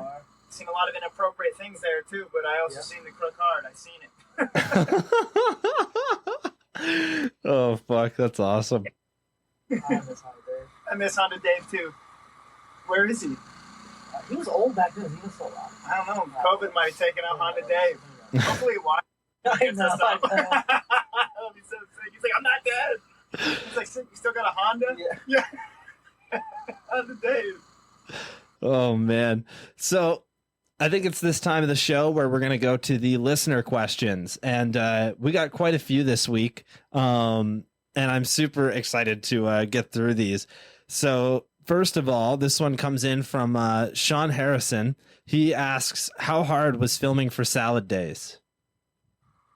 I mean, at this age, it's more challenging. Yeah, because you got to travel more. We've already written everything, within a few hour radius of home, so it's hard to keep pushing it. And everyone works, has full-time serious jobs. Like, we're on our 30s, so, it's hard to even get together. That's why it took so long. Yeah, that 1 year, I only filmed, 4 times you in were, a fucking you were year. working a lot, then you broke your leg, so, that took you out for a bit. It's hard when you get older, and I think this is my 14th, video part from, a full-length project, not web stuff. DVD or, digital download. It's a lot. And, that's all when a lot of it's in the same area. So it becomes really, really hard to find new stuff that I think is, good enough to put in the video that I expect people to pay for. The trick needs to have some type of value. So, it's very hard. Yeah, definitely. You mentioned that Zach broke his leg, and I was very curious. Is that on the 360 gap that you see in that part? Yeah. Dude. Yeah, I hadn't ridden in an entire year, and then just went and tried to do and that. You hadn't been doing big stuff for a while. No, I came real close. Yeah, I came real close to landing it. I kept looping out.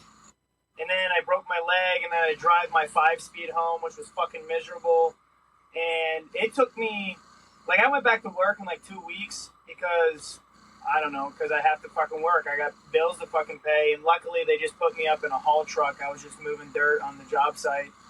And, yeah, dude, it took me like 6 to 8 months. Dude, I had like nerve damage and like tendon damage in my foot. Like, I'd be like walking and like just be in such bad pain that I'd like collapse on the ground. So it was pretty sick.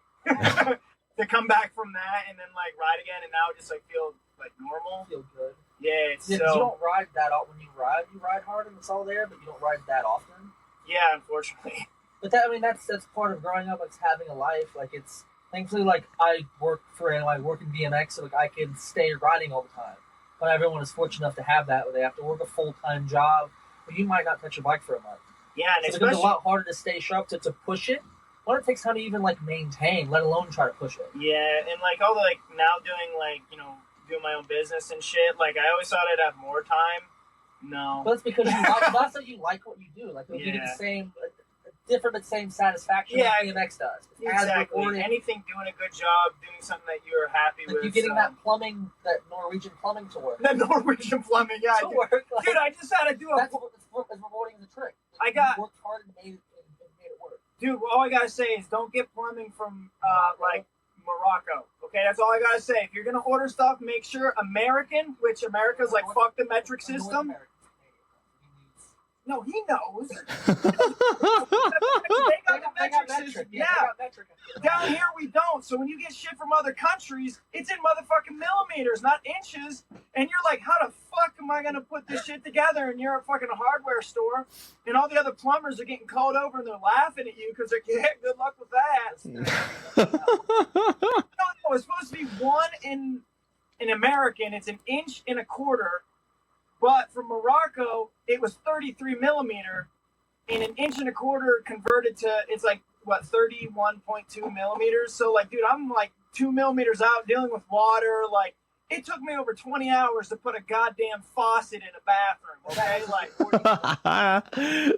yeah. And the woman thought I was completely crazy because I spent like 16 hours in her bathroom trying to put a faucet in. She's like, you can just let it go. I'm like, no, I'm doing this shit. I'm not giving up. So that was like, that's probably the hardest trick for us then. Yeah, it's fixing plumbing. But like, that's rewarding when you care about what you're doing. Like, it's rewarding as a bike trick.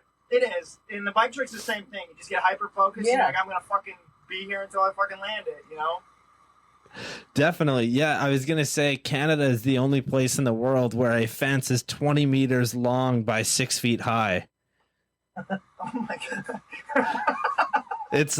It's weird, man. We use both, right? Like, I screen print every day, and the way that we do everything where we measure up where it's supposed to be on the shirt is in inches, but then the graphic itself is done in, metric, so centimeters. God, that would drive me fucking insane, dude. I hate it already enough doing like working with CAD and shit. I'm so used to everything being in millimeters when like I talked to Quartz because I did some of those like bottom bracket fifth peg guards for like a few of his bikes, and he's like, yeah, it's like 2 1/8 inch, and I'm like, what the fuck is that in millimeters, dude? Like, that's hilarious. Ass, dude. There was actually a few questions here that I had totally blanked on earlier, but to go back to the video, there is a wild clip of you doing a bar into a bank off of some scaffolding. And that really sets the tone for the rest of the video part, where it is just so gnarly, but it looked so casual. I wasn't even supposed to do that. So just recently, the Hawk Rips guys, like skate crew from like Cincinnati area, somebody like, I think he just ollied or 180 off that scaffolding over the bank. Wow. Awesome. Yeah, that's fucking wild on a skateboard, dude. Yeah, that's fucking nuts. Warming up for my 2009 Duo run. Bar spinning down into the Euro. I flip whipped the box afterwards, but he didn't film that. I was on Snafu and Redline at the same time, too. Wearing a misled t-shirt. Oh, you're right. Oh, shit, dude. The alienation rims held up great. Yeah, dude. The alienation rims, my dude. Oh, that's fucking wild. Yeah, I just love that clip, man. I thought that was a really good way to start off your part. Howard made me do an X-Up ride. That was stupid. Yeah. And like I filmed my first X-Up clip, and that's because of him. So that 60-40 crook that X up really, really haggard X up, twist the fucking. Ethan was hyping like the outfit the way you did. He barely held on. Yeah, but that's what made it cool. I almost fell off the bike. That's why I did it, because I knew that. When we were talking in the beginning, we were talking about clips we were hyped on, and I finally remembered one that I did that I was happy with, and that was the last thing we filmed, which was that wall ride. Oh, the wall ride. The wall ride in Newark. Yeah, that wall ride was a fucking. It's like up a set of stairs, over a ledge into a cellar door. And then cellar like door off a flat, no bump to get into it. It's all like just like up the wall. That ledge was over bar high, so you're wall riding your whole bike over bar high from mostly flat. It's like a slight incline of a driveway, but it's not a bank. It's not a bump. Yeah, wow. You go up to tuck, and then you gotta land like you can't pull out. You gotta land straight into the door of the telephone pole there.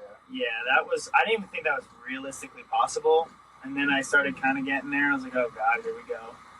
It's funny how that works, eh? Where like a very specific clip that is probably like, most people wouldn't really understand just how difficult that is. Well, I think that's with a lot of spots. Yeah, if you go to his spots or anything I've ridden, any of the shit we've ridden, and you see like or know what we've done there, you'd be like, holy shit. And that's kind of sick, though. I like that, though. I mean, that's with a lot of other riders, too. I mean, when I first started going to New York a lot and riding those spots, you get a new appreciation for how hard they are to ride. The ground is all rutted out from winter. Yeah. The rails are beat to shit so they don't slide. Everything's kind of loose. It's just really, really harsh. Yeah, that's why tricks may look, oh, that was easy. You just did the basic trick. But like, no, like that's so hard to ride, period, let alone do what we did on it. Yeah. For my riding, that's how I ride a lot. It's like those that get it, they appreciate it. Those that don't, they don't. But it's not for everyone, and that's fine. Yeah. Yeah, absolutely. There's a clip of Bo in his part that I think you kind of have to understand just how difficult it would be, because it looks so casual and just so easy. And it's actually the curved wall ride to pedal slide on a like big U ledge, essentially. And I think what makes that so sick is that it's a ledge, dude. It's literally like a foot high. Like the fact that you're able to control that is so fucking wild. Dude, Bo is the fucking curved wall ride master. Thanks, I appreciate it, man. Yeah, I love that clip, man. What was that like getting that done? Did it take a while, or was that pretty simple for you? That's the arcade one you're talking about, right? Or are you talking about... Is it that one, or is it the one complete new one, or is it just like a little baby? No, it's a complete one where you go all the way around into pedal slide on the top of it. That's your favorite curve. You live right by it. Yeah, like that. That's his favorite wall. Gerber and Travis Collins all used to live around there, so we used to ride that spot. The amount of stuff on to go back in Instagram videos of the stuff they've done. Didn't you do curve wall to manual to handle to harmony? Right? Didn't you do both of them to manual to the rail? No, I just did curve wall. Travis did both. Either way, like that spot's been annihilated. Yes. Like, we treated that like it was our skate park for like a spring 1 year. That's awesome.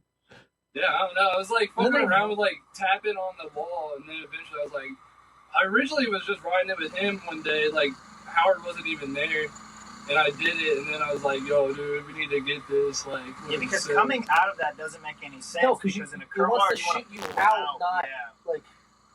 And the other leg isn't that long. Yeah, it's like pretty. Like you probably couldn't peg. You could maybe ice make it, but you're not going to get 2 pegs on it. Like it almost had to be a pedal. Or after they fixed it. So you did it when it was shitty too. Yeah, they like tore it down and then rebuilt the spot. Yeah, and shout out to the dudes who are working on it too. They're skateboarders and BMX riders, and they made sure the curb wall was real nice. Nice, that's wicked.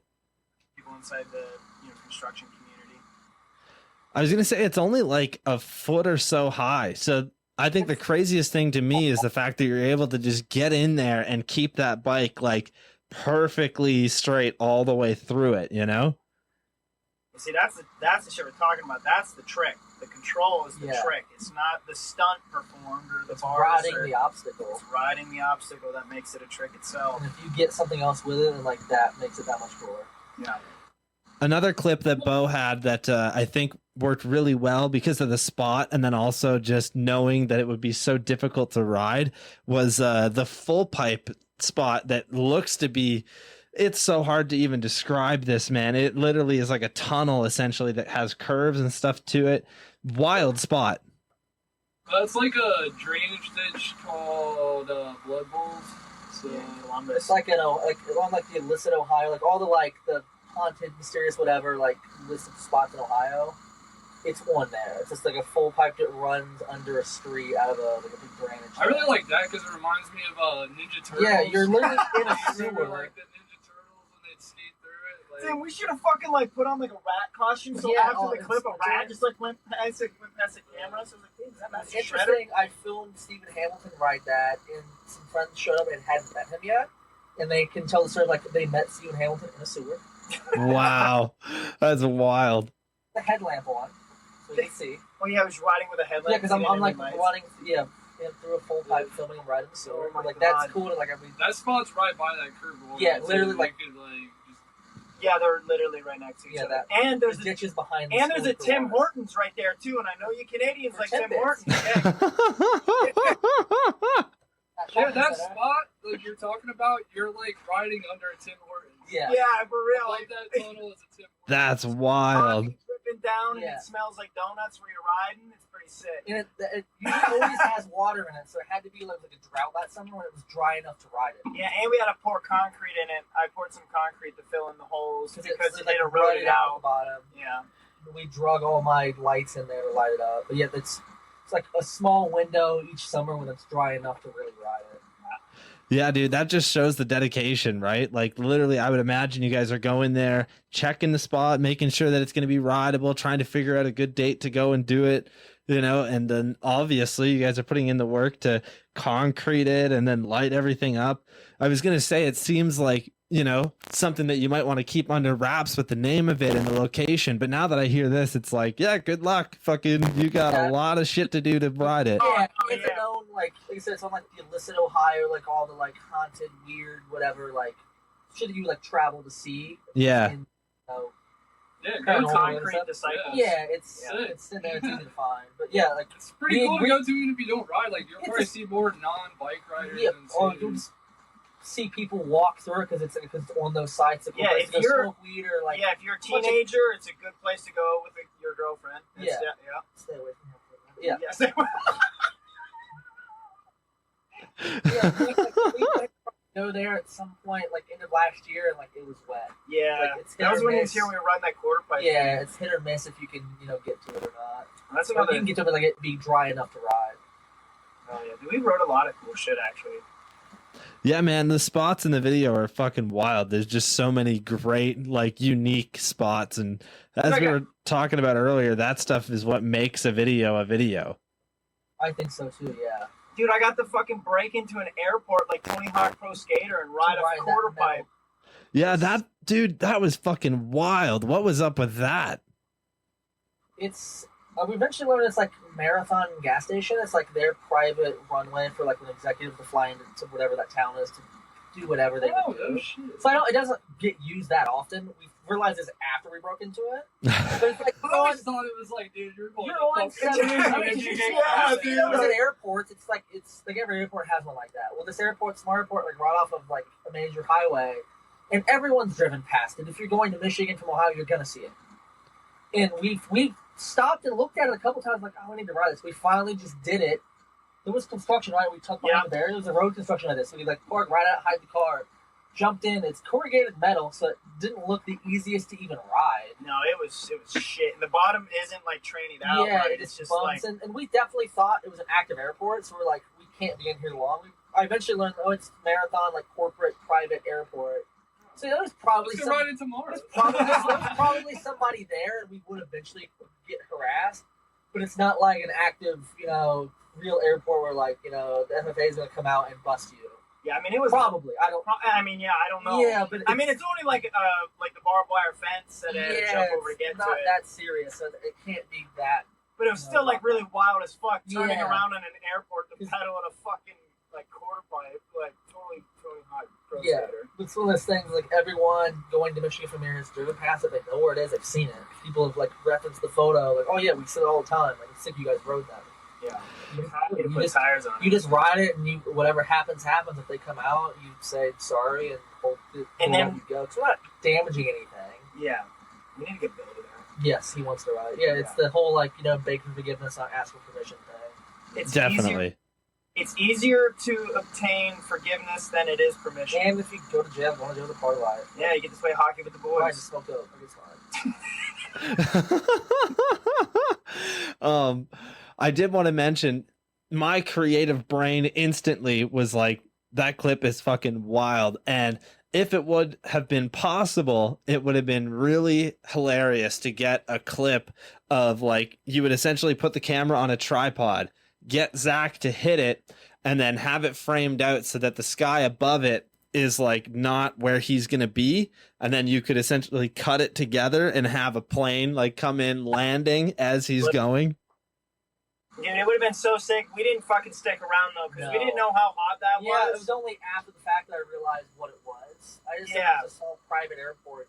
Dude, because it's on the highway. I mean, there's a fucking 5-6 lane highway right run the there. risk of even a sheriff driving by and just seeing you in it. Yeah, even if nobody. And it's a small little town where they got nothing better to do. They're gonna be dickheads. Yeah, so it was Which I've never seen a plane land there. I mean, not that I'm spending much time there. I drive past it a lot. I've seen one time when I was going up doing stunt shows years ago, but Yeah, but it was not that I'd be definitely paying that much attention. But yeah, it's felt a lot scarier than I think maybe it was. but still But yeah, I don't really know. get onto an airport to ride something is a Yeah. little bit. When you're out in the open. I mean, dude, just trying to fly in an airplane, TSA is groping you up just to get on there. I don't know what they're gonna do if they catch me on the airport with my BMX bike, you know? Oh man, I can't imagine it being good. Just being on the runway is that's a huge no. I would assume.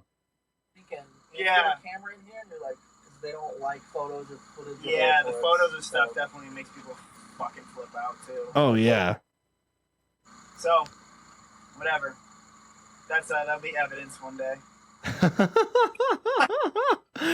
Oh fuck. Exhibit B.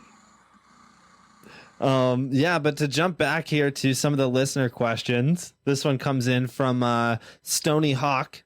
They say, what is your opinion on the current state of bike setups, big bars and small back ends?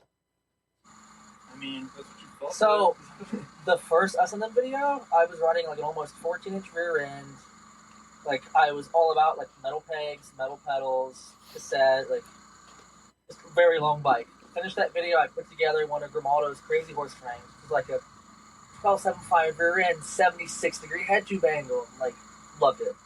So my bike has drastically changed. My bike now is 12.8 rear end, 76.25 head tube, crazy high bottom bracket for crook stuff, plastic pegs, free coaster. It makes riding the way I ride now. It makes it so much easier.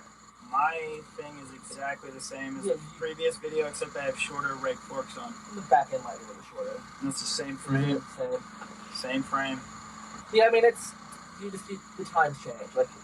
20 years ago we were riding My opinion on press it? fit headsets, longer ends. You learn this makes riding easier. Those can never be too short for a type of riding. They're gonna be too long for a type of Yeah, riding. I definitely see some people who, they just, look cramped. Yeah. And that's just, but that's, whatever. I mean, if you're so focused on the trick. Look at back in the day, Castillo looked crazy on his bike. Tiny bars, short top, longer, and he looked awkward as hell being really tall. So it's always existed. Yeah, it's always existed, just in different forms. I don't personally ride gigantic balloon tires because I do a lot of roller coaster 60/40. Grind shit, my tire needs to be skinny. But if you do a lot of rare ride stuff and want your bike to bounce, on the stairs stuff, whatever. Yeah, that's just Just don't run balloon tires and try to crook something and bitch that it's sticking. Clearly, that's why your tires are huge. Yeah, definitely. Yeah, personally, I really don't like my tires being any bigger than a 2.3. I think that is excessive, right? 2.25 is almost the perfect size, I think. Because it's still a big enough tire that you've got some nice bounce and you can grind stuff and not have a drag. I mean, if I could run a 195 in the back, I would still. I like the little pizza cutter tires, but that's the way that I ride. It makes sense.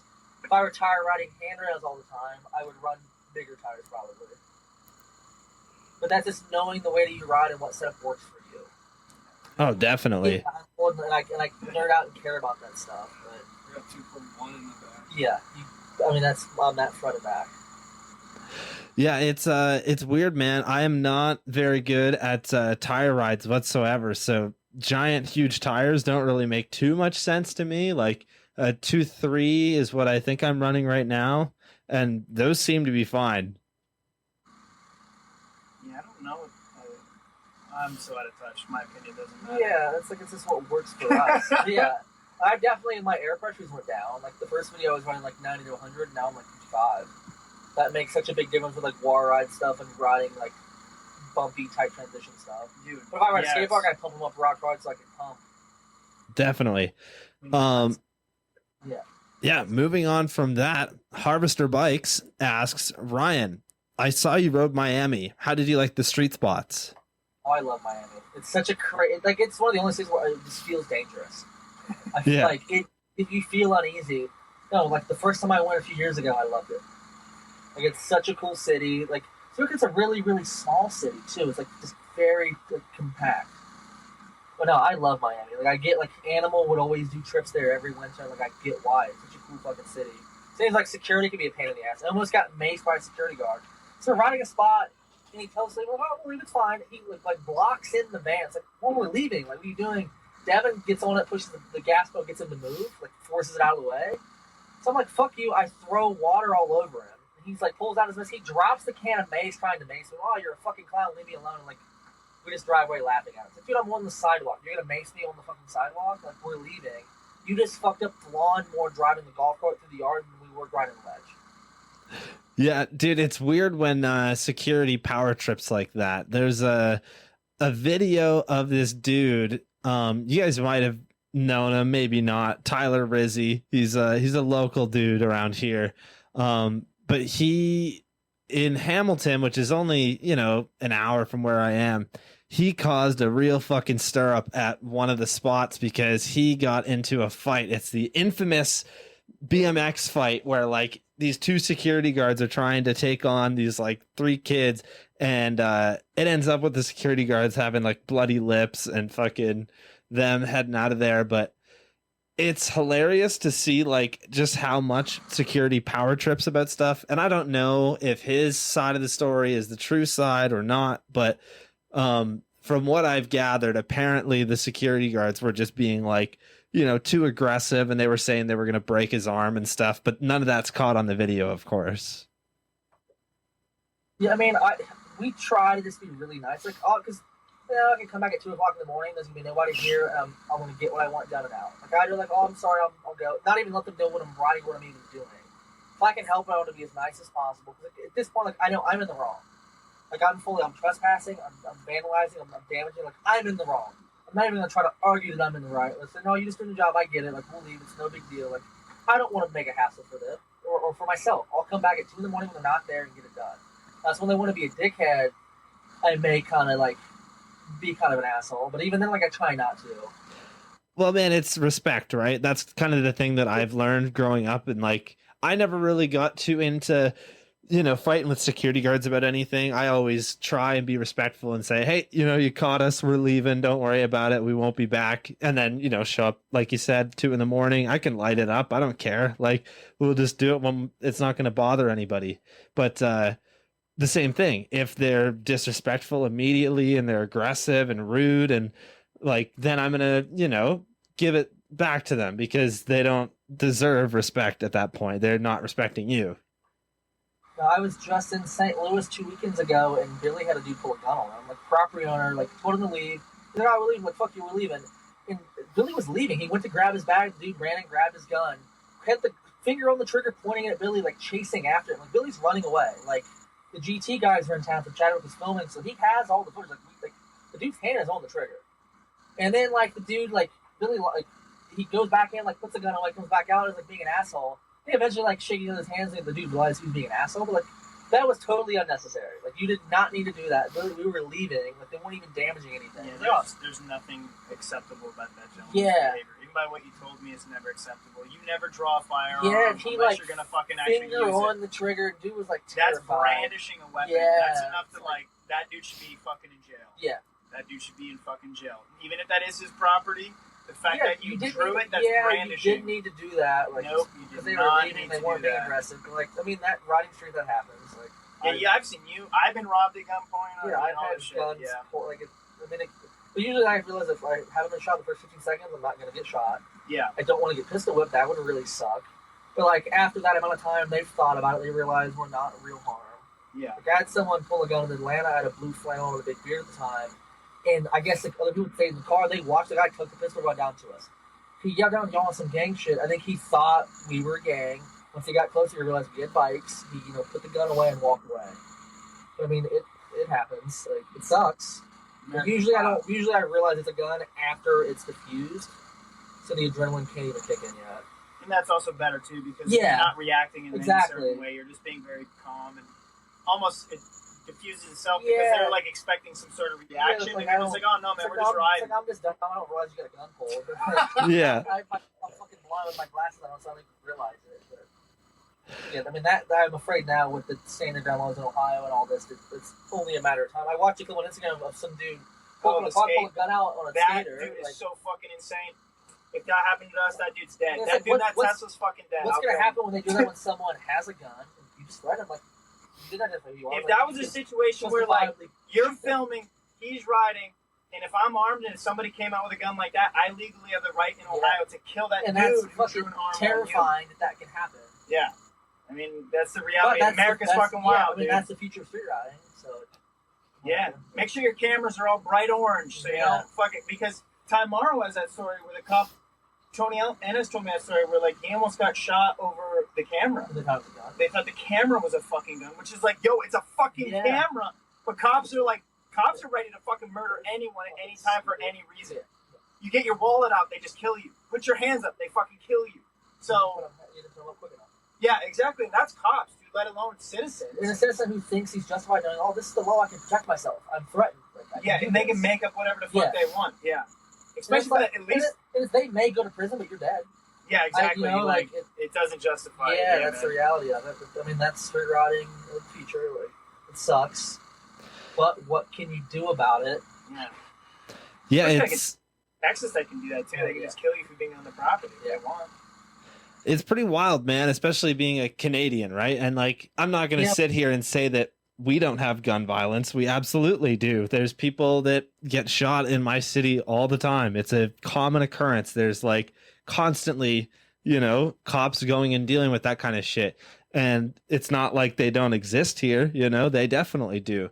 But I think, it's so tough. And to hear, like, obviously I knew this, but like Zach is so respectful of those gun laws where like what it is and the main rule, and the main rule is that if you pull your gun out, it's because you're gonna fucking use it because you are in a necessary situation, But you don't want to ruin it for everyone. Yeah, exactly. Because like that's it, man. The only time a gun should ever be drawn is when it's used. And the fact that that dude even did something like that with Billy, I need to try to get the footage. that's insane, dude. And Billy's like one of the best people too. And that dude is just immediately overreacting to a situation. And he's just like, that's some power trip shit. Dude, we're talking about Clown security them guards. afterwards, and then Billy's like, no, like, shit, he fucked up. Like, he shakes him out. My husband's like, it's done. So Billy did, manned up. That's like, because Billy was the one who fucking handled that situation properly. That dude, whoever was fucking completely, he should be in jail. That's brandishing a firearm. Like, regardless of But what also Billy. St. Louis police don't give a shit. No, dude, when I got fucking robbed in Dayton, they didn't give a fuck. Yeah, the woman cop, like, no, they were like, yeah, we don't even go to that side of town. You shouldn't have been there. That's your problem. Like, dude, it's insane. America's fucking wild. It's definitely a party, eh? Oh man. Moving on from that, Ethan asks, explain the wampus grind. all right, so cattywampus is just being like the real word. It's like just being like cocked sideways, like adjacent, whatever, like any of those descriptors. So it's there's a bunch of different wampus grinds. Like Jeff, you did a lot of wampus smiths. So you're like grinding on the right front peg, back wheels over like you're in a left smith. That would be a wampus smith grind. It's grinding on one thing, having the other wheel on the other. So you're like skewed. I got really into the wampus 60/40, where like I'm grinding on like say the back right peg, the front left. It's got to be space where you can fit in there. You can lean on your crank arm. It pinches your bike sideways and locks you in. Listen, I don't know what the hell he's talking about either. I filmed him do this shit. I still don't get it. Once I started doing them, I started realizing like what spots work, what doesn't, the spacing it needs to be, and I kind of sorted out the ins and outs of it a little bit. I'm still a bunch of tricks with it I like, want to do that I know will work. I just have to find the right spot for it. Like the XF one is gonna happen. Trick the Parsman when I get out of it, can will happen. The 40-60 ones will happen. Backwards, all kinds of stuff will work now that I like open up in my mind. But it's just having your bike sideways, using like one peg on one side, the other peg or tire on the other, where you're like skewed or sideways. That's wild, man. Yeah, they're sick. I've seen quite a few of them in your latest part. And they're wicked. I love it. I think it's like such a cool take on a classic grind.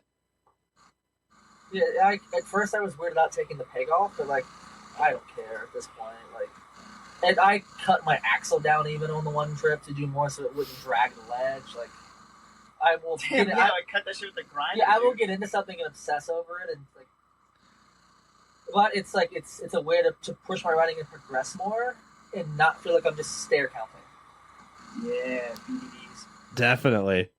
Moving on from that, Samson Wells says, "How did you all get so sexy?" It's an Ohio thing. It's in the water. There's a bunch of notable sexy gentlemen from the state of Ohio. You can just go through the long list of pros from here, and like they're all pretty attractive men. It's pretty great, eh? This last one comes in from Drew, and Drew wrote a few questions here, and they were really well done. So shout out to you, Drew, for sending in such great questions.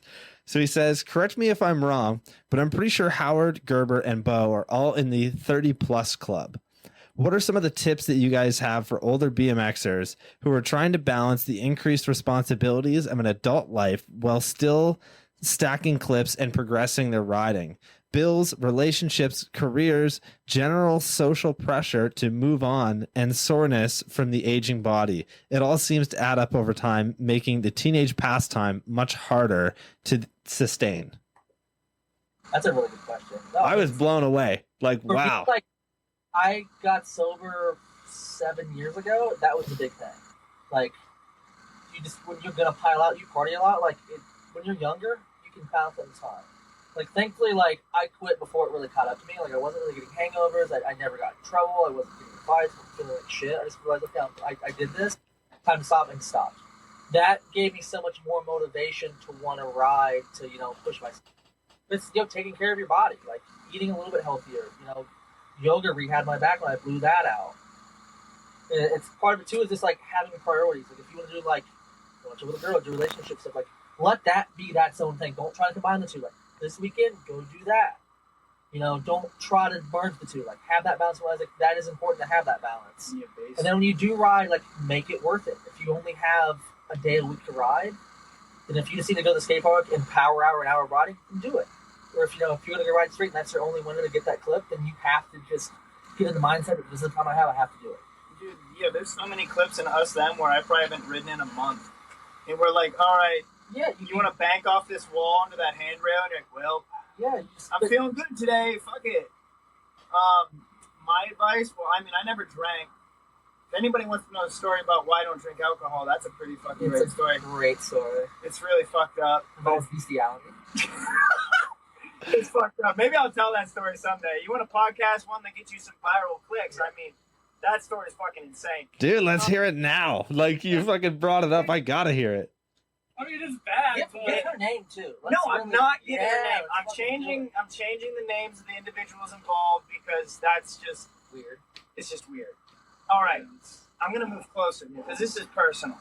Okay, so except for the few times that Howard has me on camera drinking, and maybe one other time where I got really intoxicated when I was in my early 20s. One time I got blackout drunk. I don't drink. I've never drank except for. You never consistently drank. Like we force a beer upon. Yeah, like Ralph gave me a beer, so it took me 3 hours to drink it, but I did. Yeah, even Seth Kimbrough one time gave me a beer, and I never drank all of it. I gave it to a friend. But dude, like, okay, so here's the true story about why why I'm personally and emotionally scarred and stay away from alcohol, because it involves trauma. All right, so I'm in middle school, right? Like in middle school, it's the first time you're experiencing hormones, you're crushing on girls, you know what I mean? Like I had a crush on this girl. Like it was the first time I've ever like really been into this girl. She had her like group of friends, I had my group of friends. Like we organized this thing, her like parents were gone, and I lied to my parents instead of staying over at my friend's house. I went over to her house and she fucking like broke into her mom's alcohol cabinet. We're watching movies, they're drinking and shit. I'm not drinking because I already didn't want to do that. It made me uncomfortable. But, I mean, these girls are like, you know, it sounds mad fucking creepy saying right now. But you were their age. Yeah, like, you know, I mean, we were all in 8th grade. We were going into 8th grade, I should say. And, you know, so whatever. You know, I was like, oh yeah, this is cool. Maybe I'll get to make out with a girl for the first time. You know what I mean? Like, feeling like that. And like, we're watching this fucking movie. And dude, they're just thrashed. They're fucking like thrash. Huh? Dude, it was Zimas too. You ain't even fucking kidding, because that's how fucking old I am. Dude, they're drinking Zimas and shit. Yo, and we're watching this movie. I'm like sitting with the girl, and also, like they could get up and like goofing around, and like they had this dog. And this is fucked up. And the girl had this dog, right? And they're fucking like, she's like fucking scratching his belly and shit. The dog, like all the girls are laughing, petting him and shit. And I'm just like, what the fuck's going on? What's so goddamn funny? Like, I look over and she's like, oh, the dog's got a boner. Dog's got a fucking boner. He's got a fucking like lipstick, fucking red rocket sticking out. And like, seriously, like this is like some Hard Times Devin eating poop kind of shit. The one girl's like, yo, put your mouth on it. Dude, the girl that I had my first crush on, just fucking go put your fucking mouth on the dog dick and I'm done. I just stand up, I throw my fucking popcorn, I rip the fucking door open, I walked 7 fucking miles 2 in the morning as an 8th grader. I punched fucking dumpsters. I was so fucking mad. And on that day, I swore to myself, I'm never fucking drinking, because drinking makes you suck dogs' dicks. That's it. That's all I fucking learned from it. And from this day, like, I judge the fuck out of you. I'm sorry. Maybe not as guys, but like girls that I date, like if you drink, I just think, great. You gotta stay away from the dog. You gotta stay away from the dog, because you're gonna drink and suck a dog dick, and I'm not okay with that. And I'm sorry, that's traumatic as fuck, but that's real, dude. That is real as fuck. That happened to me in my life. It's fucked up. I'm from a rural community in the middle of Pennsylvania. What do you fucking expect? She was laying with that dog too, probably. Holy fuck, dude. That's hilarious. Dude, it was just like, yeah, do it. Put your mouth on it. Done, dude. And I never talked to that girl ever again. I never talked to any of them. I left my friends there. I just left. I was like, I'm fucking done, dude. I was so pissed off. I punched a dumpster so fucking hard I probably broke my hand, dude. I was fucking... I don't know, dude. Shut the fuck up. Holy fuck. Yo, Cam, so basically what I do, though, is I get some booth, and I've been doing yoga, and I just try to stay positive, and that keeps me riding pretty well. Fuck yeah. 3 months is a fucking day, dude. Holy fuck, man. Dude, that's wild.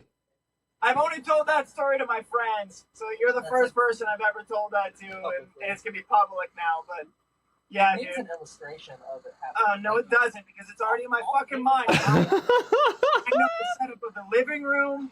I know where they were sitting. How sick would that be? Oh my god. Holy fuck. It's like people remember where they were during 9/11. I remember This was your 9/11. this was Dimas and fucking dog dick, all right? See? Holy fuck. Oh, That's man. Real shit. That's a real kind of questions and talks you gotta have on.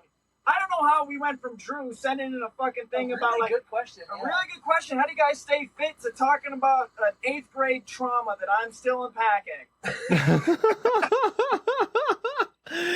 Dude, that's fucking hilarious. Drew, thank you for sending in that awesome question. That yeah, gave us one of the best stories on this show, I'd say. Holy fuck. Like, well, I didn't expect that. That was a curveball. Dude, that's a fucking wild one. I kind of wonder. I'm like, I wonder if that girl ever like, you know, just laying in bed next to her husband and just like thinks about it randomly, and she's like, "Oh my god." No, she ended up. Well, later in high school, those same wolf pack of girls, the three of them, they all overdosed on heroin in high school.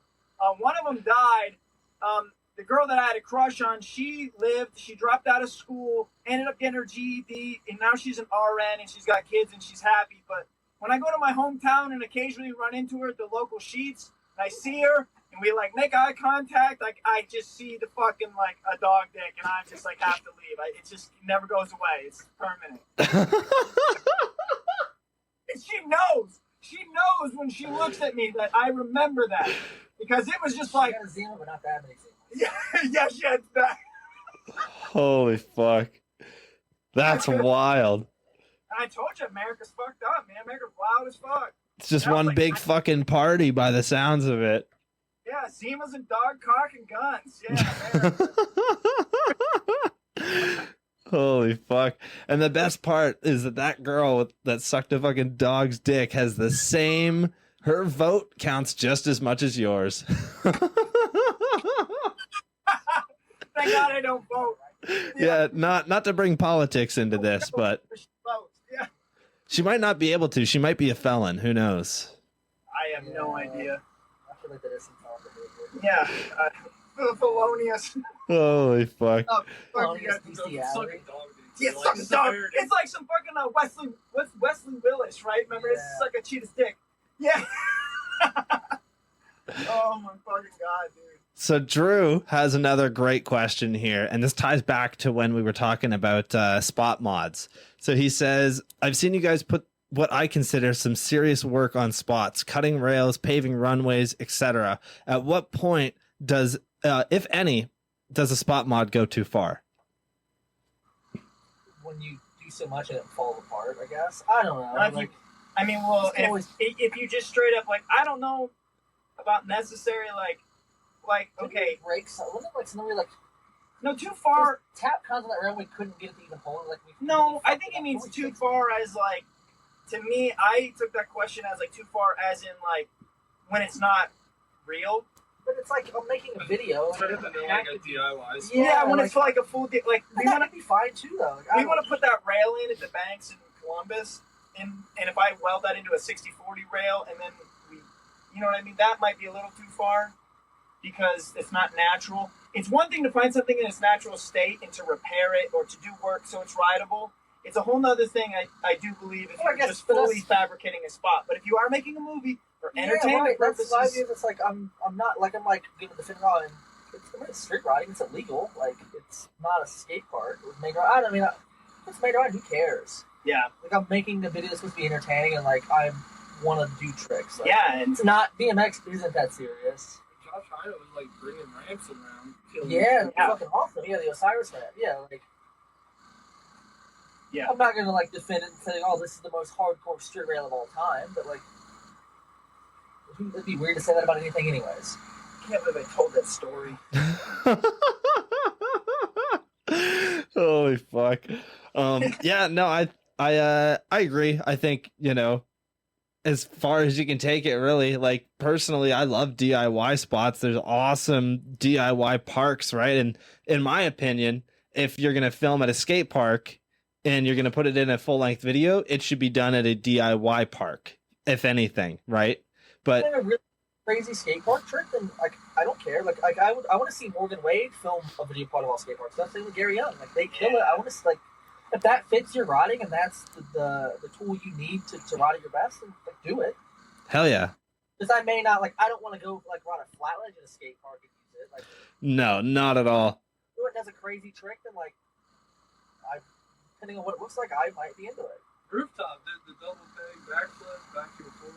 Yeah, he Yeah. fabricated the rail. Like, he took the most gnarly ditch of all time. Yeah, it's Yeah. And he didn't need to, but yeah, like, that's. Yeah, he could have done something nicer. Instead, he's Yeah. like, cookie cutter. But they're Early making spot, so that they're making a movie. They're making a motion picture. Like, it's a set. Who set himself on fire, Ryan? Yeah, shit, like, I fucking think- riding shit in the I snow. think that was all. Like, I love that video part. Like, Yeah. I always loved Rooftop. Like, I think that stuff was awesome. Yeah, dude, it's so You're making fucking. a movie, like it's entertainment. Like to me, like I think that's fucking awesome. Dude, I got that fucking Kids of the Black Hole literally a fucking on my playlist and shit I listen to. Like Eddie's Forward was another video too I that was. watched that video today. It's awesome. Totally awesome. Hell yeah, man. Yeah, I agree. I think, you know, as long as you're filming it, it's going to be rad. The only thing that I definitely feel like shouldn't be in there is if you're going to do a ledge trick at a skate park and then try and put it in a full length video. Nah, go find a real ledge, right? Like, especially if it's just a ledge trick. But if there's like some crazy thing that goes with it, then who knows, maybe. I mean, even my standards are like, I'm not just gonna double take a 10-stair rail and put it in a video where I expect people to pay for it. Like, it's having some standards, and that's fine. Do it. Like, it's fun. Definitely do that. And that's just for myself. If I'm gonna make something and expect people to pay for it, there should be a certain standard there. Like, I'm not gonna mod some spot and then just do a feeble on it. Because like, I'm gonna do that. I'm gonna do it for a crazy trick that wouldn't work otherwise. Definitely. Like, you know, my standard on it, but mine doesn't have to meet anyone else's standards. I guess if it like looked out of whack, then it would be too much. But I don't know. Did anything when you watched the video look like, oh, that's crazy modded or something? There's not a ton of stuff that was modded. And there's a handful of things that we had to fix, but for the most part, a lot of it is just. That's what's insane too. It's fixing too. A lot of the mods are fixing. So like we have so much rust issues here that rails are broken. And we literally go on the property, it might be banking, it might be and empty. We'll definitely like play up fixing stuff because I think it's funny. Yeah, that's the thing too. We overhype it. We make Yeah. it into like, you know, Gus and Tim promotion. It's a But joke. there's even like spots of the road that looks 100% fake, and we found like that 60-40 rail. Yeah, that looks fake, and people don't even believe Yeah, and it's it's like real. that. Hamilton found that. Like that's real. I don't know why it's fucking real, but it's Yeah, that's insane. Somebody in the made middle that. of nowhere. There's a cornfield behind it, and it is real. Yeah. Speaking of Hamilton, have you guys been to the spot where he did that wheelchair ramp hop over into the side of that fucking crazy wall ride? And a video on it, like walking people through it. Yeah, there's a skate park in Columbus, like at the bottom of the hill, like where that's at. How fucking wild is that in person? It was over bar high, and back then he had little bars, so it's even higher. The bank is not steep enough to throw you over that rail. Yeah, like cut it. It's like a 3-story from the bank to the ground is like 3 stories tall. There's pipes at the bottom. Yo. It's steeper than 45-degree bank. Dude, it's fucking like a 70-degree bank. I've Maybe seen a more. lot of like famous like spots across the country people done crazy shit at. I don't know if I've seen something crazier than that. Yeah, it's all a bad idea. Yeah. And the way he landed back tire And just and drop in, at one holy point, I dog think shit. he like wanted to do it again. Yo, he's always talking to me Jesus. about it again, and I'm like, I don't want to see that. Yeah, I think he could. I don't. He doesn't need to at all. Yeah, like it's one of those things that I like, Recycle that clip every 4 years so people who just got into bike riding can see it. But you don't. it's fucked do up. that. Yeah, it's mad fucked up. Yeah, that's probably one of the craziest street tricks of all time, in my opinion. And I find that it's like the setup is on par with what you see like some of the craziest street snowboard dudes do. Yeah. And I don't know if you guys are into that shit, but like I watch it all the time. And the shit that snowboarders hit is like jumping off buildings and like, That is a snowboard spot for sure. Yeah, it's Yeah. definitely. He literally, it's like, dude, it's like 2 fucking stories I down. wouldn't want to roll in down that bank. It's too steep. No, you can't roll down it. Like, If I you, don't. yeah, if you went how- straight down that, you're gonna get fucking Yeah. knocked out. You get straight knocked out. You can't go down that straight. You have to come at like a rolling angle, and even then, that's still like. And if you fuck up those pipes, like you're not gonna like body. He clipped the rail. I don't think he would have body rolled the bank. He would have just fell to the bottom. It's that steep. oh yeah. There's pipes and stuff down there that would have impaled it. Yeah, it's fucking. Dude, it's crazy. It's- Watch the video where he like, dude, Gerber goes down there with like a fucking ruler. He had I his got my measure- tape measure and out. measuring it and like giving the full real walkthrough on it. Wow. It's that impressive when you see it. Like when I first moved to Oh, Columbus and seen it, like the video doesn't. The video's crazy, but it does not give No, justice to 'cause it how was one angle film like crap. and how fucked up it is. Fucked up is. Yeah, I mean we've done some fucked up shit, written some crazy shit. And this is fucking Yeah, that's wild. probably the craziest slot I've seen it present someone did. Yeah, he's the man. For a million reasons why it's crazy. Yeah, and it's just a fucking rail hop, but it's not just a fucking rail hop. Again, like I've been saying this whole time, right? It's all about the spot. Like you can have the most simplistic trick ever and do it on the craziest spot. And that's the clip. That's what should be, you know, in the video. 100%. Should have been the ender, but if it was filmed better, it needed better Yeah. filmers. That's the only reason it wasn't. Yeah, definitely. It's tough, eh? It's like, especially these days where there are like better filmers, and now it's so accessible to have like so many extra cameras and whatnot. Anybody now would have like, 10 cameras rolling. Yeah. Like you'd have people on their phones, you'd have like professional cameras, but then it's also like, it kind of takes away from how fucking wild that is. Well, I think it was like spontaneous. He wanted to do it, and just grabbed his roommate and went and did it. His roommate filmed it. Like, Yeah. not a filmer, yeah. Jesus. Like, yo, film this. Yeah, I think it was like spontaneous. Like, hey, I want to go do this, and he went and did it. That's how it works, though. You just, Yeah, that's when how you want to do it. That's how it clicks. he is, especially, and that's how it definitely was back then. Like, you didn't care so much about filming like you do now. Yeah, absolutely. Drew also asks, who is the GOAT of Ohio BMX? You like that? Eli's pretty fucking wild. Maynard Avenue, how like fucking And Ian. I mean, Tony Nyers on that Tony list. Nyers. Yeah, Tony Nyer. Todd Lyons. Todd. There's some monsters. I All think- the Neapolitan. And you got Psycho. You got Oh, fucking, We got Psycho. fucking Dorito, dude. Dorito. All the motherfuckers, fucking dude. Shanton Wilson, all the dudes growing up in the Justin club. Simpson. Justin Simpson. Holy shit, you're right. Nate Wessel. yeah, He did. Well, I just think of what. He's from Ohio. Yeah. I mean, I just think of them doing that gap in Cleveland, which is also. But he's from Ohio. Yeah, there's a lot of There's fucking. there's a lot of dudes in here. I would be like that. Would be for me, probably. Yeah, as far as like. And he's got that good big win. Like he got out of it when he was still on top. I mean, Ian did that too. Yeah. And really, I guess realistically, Ian or Hamilton had the most influence on Yeah. modern day BMX. I mean, Ian Free Coaster, like, he's the guy who pushed it. Like people try to say like Chrisman did it, but Chrisman just figured out big sets. Ian used the Free Coaster as a tool better than anyone at that point in time for sure. I was a big Back fan. when Free Coasters were trash. Hamilton was my dude.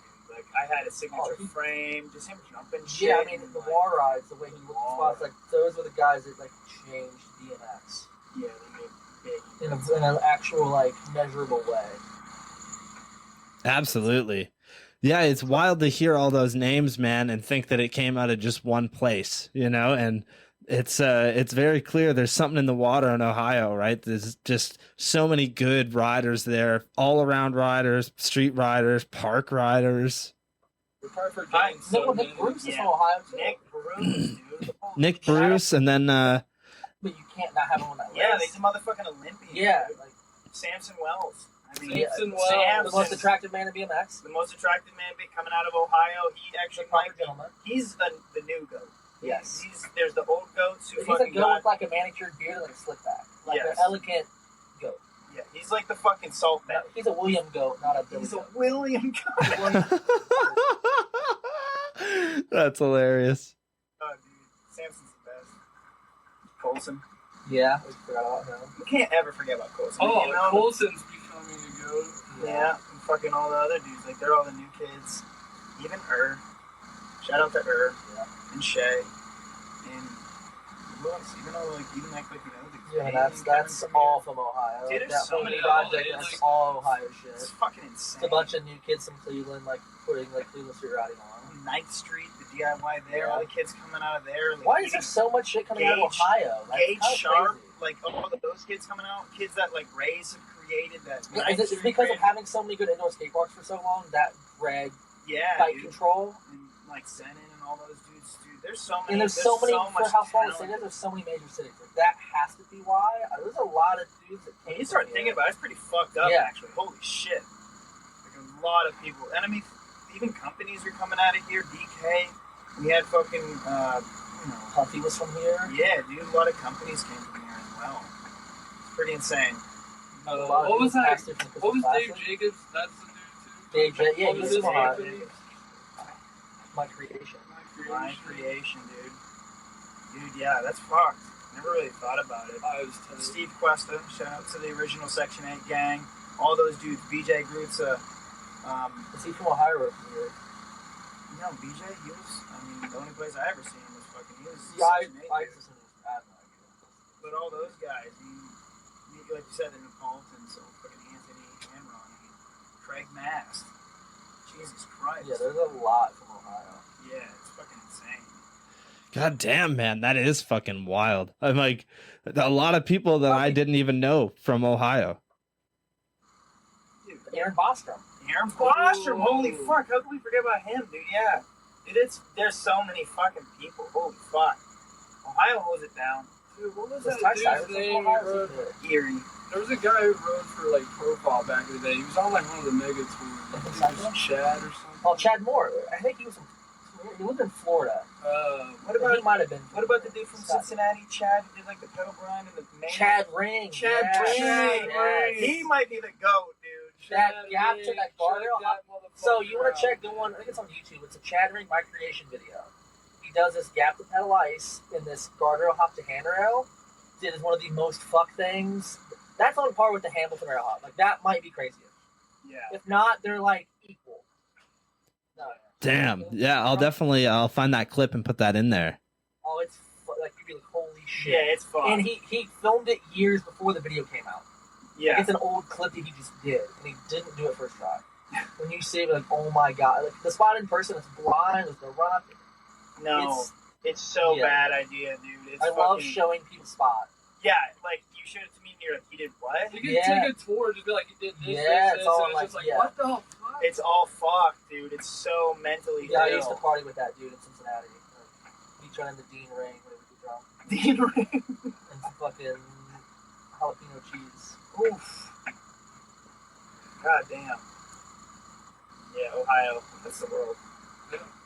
God damn, man. Yeah, Ohio's where it's at. So moving on from that, we have the last question of the show, which is always one that I have wrote.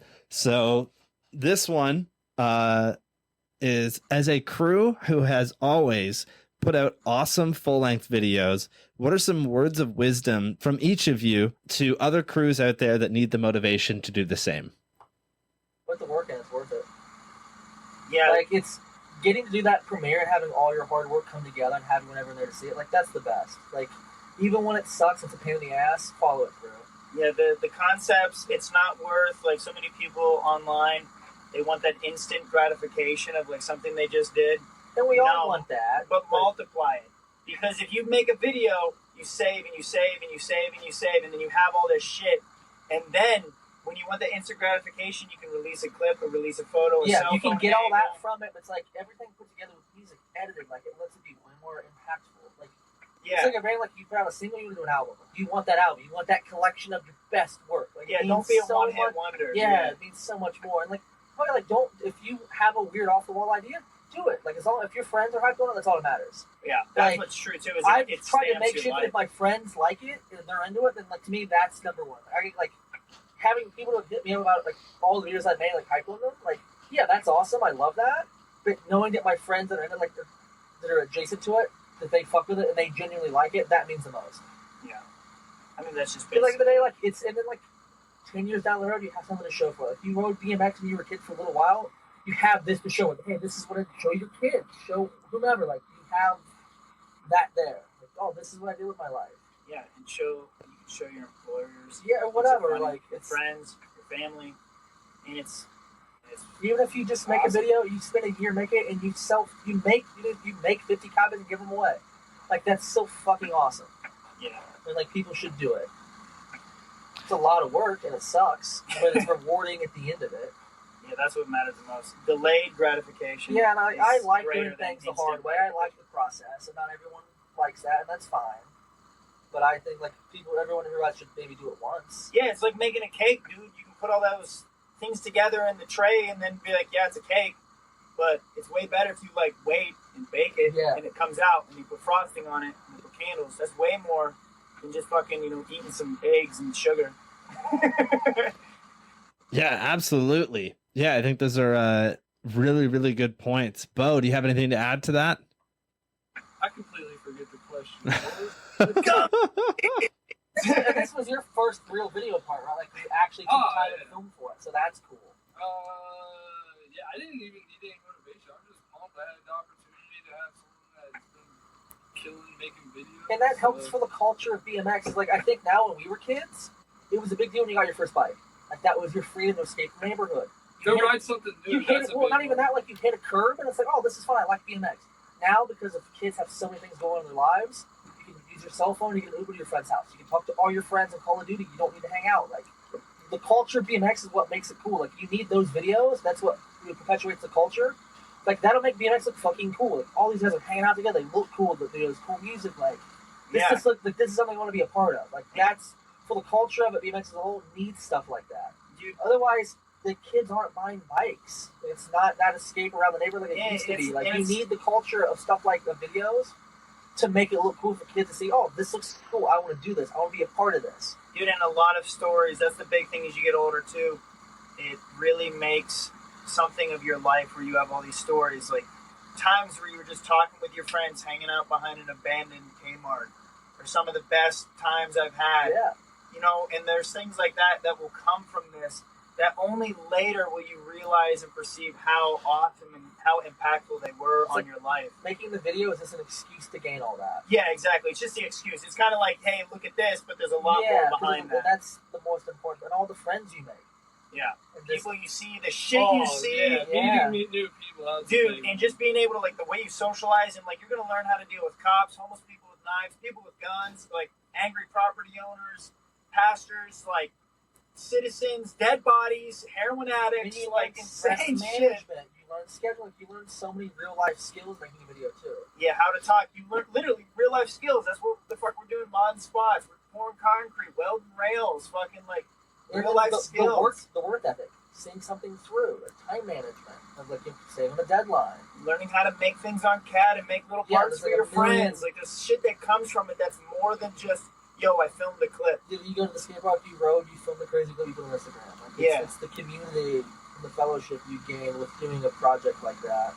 Yeah, it's way more tight, way bigger. The same things, I guess, in a smaller scale can come from like throwing a jam, putting on an event. Yeah. It's all stuff that I think like just helps the culture, which I think is so important now, is just keeping that culture alive. Yeah, and whatever medium it may go through, but it's just like you have to do something, because if not, there's no real guidance, and no guidance leads to no energy, no drive, and then that's how shit dies. You know, you mentioned like, you know, Austin Augie putting on that jam. Look at how many people that brought together. Look how many people that probably were only internet friends and got to meet for the first time there. Yeah, that's fucking got to hang out, and now how many kids are stoked on BMX? Yeah, dude, fucking wild, eh? Like, all of this can be done just by going out there and putting in the work and doing it, you know? And if somebody in your area isn't doing it, then looks like you should take on the responsibility. And it's, you know, it doesn't have to be, you know, a 4-year video project where you're driving everyone and, you know, going that in depth. Go a jam. It's not that hard to send a few emails like, hey, I want to come on this day. Can you give me some product? Make a flyer. You know, it's not that hard. And you bring all those people together. You'll make friends. You'll bring the community together. Like, if you want to make another props, and you want to get a van, you want to take your friends and do that. Organize a 10-day trip amongst your friends and go make your own version of props yourself and stay in hotels and smash it. And throw the TV out of the window, whatever you want to do. Rip phone books just do it. Rip phone books in half, and take those phone books that are ripped in half and put them on top of your Jeep, and then drive away and leave a thing of like trail like debris down the road. Whatever story you want to do and create, you want to kick an AC. Pay your friend money to eat food. Yeah, pay your friend money to eat food. That's you can do it. If you put enough money down on the table, someone will poop and eat it. It happens. We know this. Holy fuck. But no, had we not made videos, like, none of that would have happened. Like, I I would have made the friends that I have and, like, the tight-knit community with them without doing stuff like that. Yeah, dude, I would have never been, like, in San Francisco throwing monsters at homeless people. Like, I know that sounds fucked up to say, but, like... It's a waste of monsters, dude. Yeah, it's a waste. Jay killed that one. Like... Colson right now is taking a selfie. He's so upset that you said that. But no, man, there's a lot of cool shit that comes from riding and a lot of fucking just ridiculous shit. The stories are the best. And they're like, and you can't stop telling them enough. I know.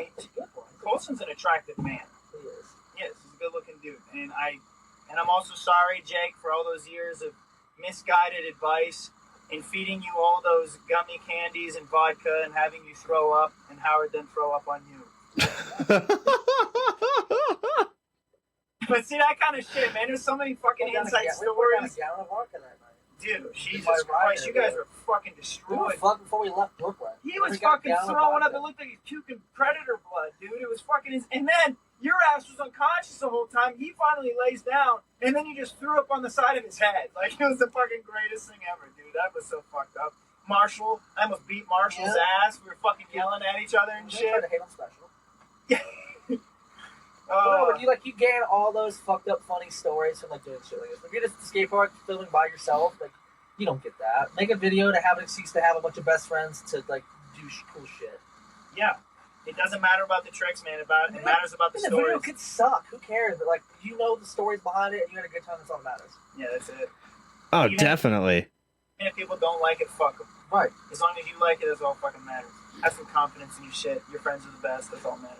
Dude, my first video sucked. I did a DVD and we spent so much time doing it and we had a lot of fun and lots of good clips in there, lots of great memories. We fucking had my buddy shit in a trash can in the middle of a university. Dude, I had hard times there. I think, the trash can. at least he used a trash can, dude. I was on some shit during hard times. I don't think I pooped inside all year. I was in trash. I mean, no, you're very civilized. Yeah, you're a very civilized gentleman. I don't know, and that's what's crazy too. We all age, we all grow differently. We all have traumatic events happen. We lose loved ones. We have breakups, and a lot of this shit, man. You're gonna go through some real hard shit in life, and having something And that, having that family there. yeah, where you can go and eat poop together or whatever you want to do. I do. You got that. I don't know. It's I imagine people that back in the old days were in wars together. You build that bond. I mean, filming a video, it's not the same. Yeah, thing. there's some. You might die. Yeah, there's some real trauma, man. The first thing he might have died. Yeah, there's some real. Legitimately could you have to have that bond where you trust this person with your life more or less. Yeah, man. If something goes wrong, they're gonna to get you where you need to go to be safe. And that fucking bond where you're even this friend who's watching traffic for you, you're like, yo, we good? You know what I mean? You build that shit, man. And that stuff is something that you can look back on years later and it's that's a good feeling. You dude. got that real bond where we like talking about you may not talk for months, but he said he knows if his car to break down and we need you, you're gonna stop and you're gonna drive 5 hours and do it. You build those bonds. And kind of friends and shit. Dude, I've done shit for homies. Even when Travis, his car broke down in West Virginia, he called me and I'm like, yeah, I'll come pick you up. You know what I mean? That's because it's not just even within BMX, but you build friendships, you do things for each other, you commit crimes together, you have blackmail on each other. That's how the fucking works. Yeah, that's. Yeah, it's worth it. That's what it's worth. The big picture. It'll make you a better. Yeah, it is the bigger picture. It'll make you a better human. It will make you a better person. At the end of the day, and as a group, you're a better group too because you can all help each other do things when real life shit happens. So, yeehaw. Hell yeah, man. I don't think that there's a better way to go out and get street smarts and just learn a lot about fucking life than filming and just doing, BMX shit out in the wild, essentially, right? There's one thing to go do it at a park, but when you're out and about and you're exploring, you're learning so much, even just about fucking, situational awareness and all this other shit. Experience. Yeah, man. Being alert and fucking street hangs and eating fucking new restaurants and getting good food and going to crazy places, feeling scared, seeing cool shit, taking photos with your fucking friends. What the fuck else are you doing? That's it. What are you doing, 60 man? years old, you can pop that video in or look through that book and reminisce on all that. Yeah. And you know how many motherfuckers, normie, NPC motherfuckers out there have nothing like that. They want to tell you about football. Nothing that has a lifestyle or a culture. Yeah, nothing, dude. They're like, did you see the game last night? No, I didn't fucking. I was out fucking smashing bottles in an alley. 40-year-old man tipping over garbage cans. Fuck your life. They don't get it. And they never will. They never have. That's it. And that's sad. And that's what out a lot. And that's what splits us up between us and them. Dude, I don't think there's a better way to end it. That's perfect. Dude, thank you guys so much for coming on. I really appreciate it. And again, I apologize for the shit show at the beginning. It's been months since I've done one of these, and it's very good to get back to it. And I, couldn't have picked a better crew. So you can't even fucking imagine. You get us in a van for 5 hours. It's a bit chaotic. Well, I think this will be entertaining. Yeah, I think so. God, God damn it, dude! You know how many If we have people are one, we gonna? have personality. You know how many people are gonna fucking hit me up about the dog dick story now? An illustration. That man can make illustrations. Yeah, Yeah. tell us the story. It was, yeah. It would be really good. It would be on par with the Matt Hoffman, the one where he gets his fucking ACL done. Have you seen that before? Yes. The illustration of that. We just need to do that, but with you. Yeah. Oh my god, dude. Whatever. It's a fuck. there's a lot of shit like that, man. And that's what's sick too. That's Is the like shit you gain from just doing stuff like this, like getting close where you're at their best or at their worst, and they're like but yeah, man, that's fucking terrified to do something. Like you're Yeah. very vulnerable. dude, it's sick doing the podcast shit too. Like, where you got to talk about this stuff, man, because a lot of these other motherfuckers do some real dry ass shit. Let's talk about some funny shit because you need that funny stuff, dude. Like, especially, yeah, you need that. That's like why, like good podcasts is just such a natural conversation, and I think that's like what this was. And then you also have like, you know, sound bits that are gonna be like, and then she put a mouth on its dick, like. What I mean, like you can just edit that out, like, yo, you guys want to hear a story why Zach doesn't drink? Yeah, Like, Yeah. oh god, that's the thumbnail. Like, Yeah. that's god damn. So good.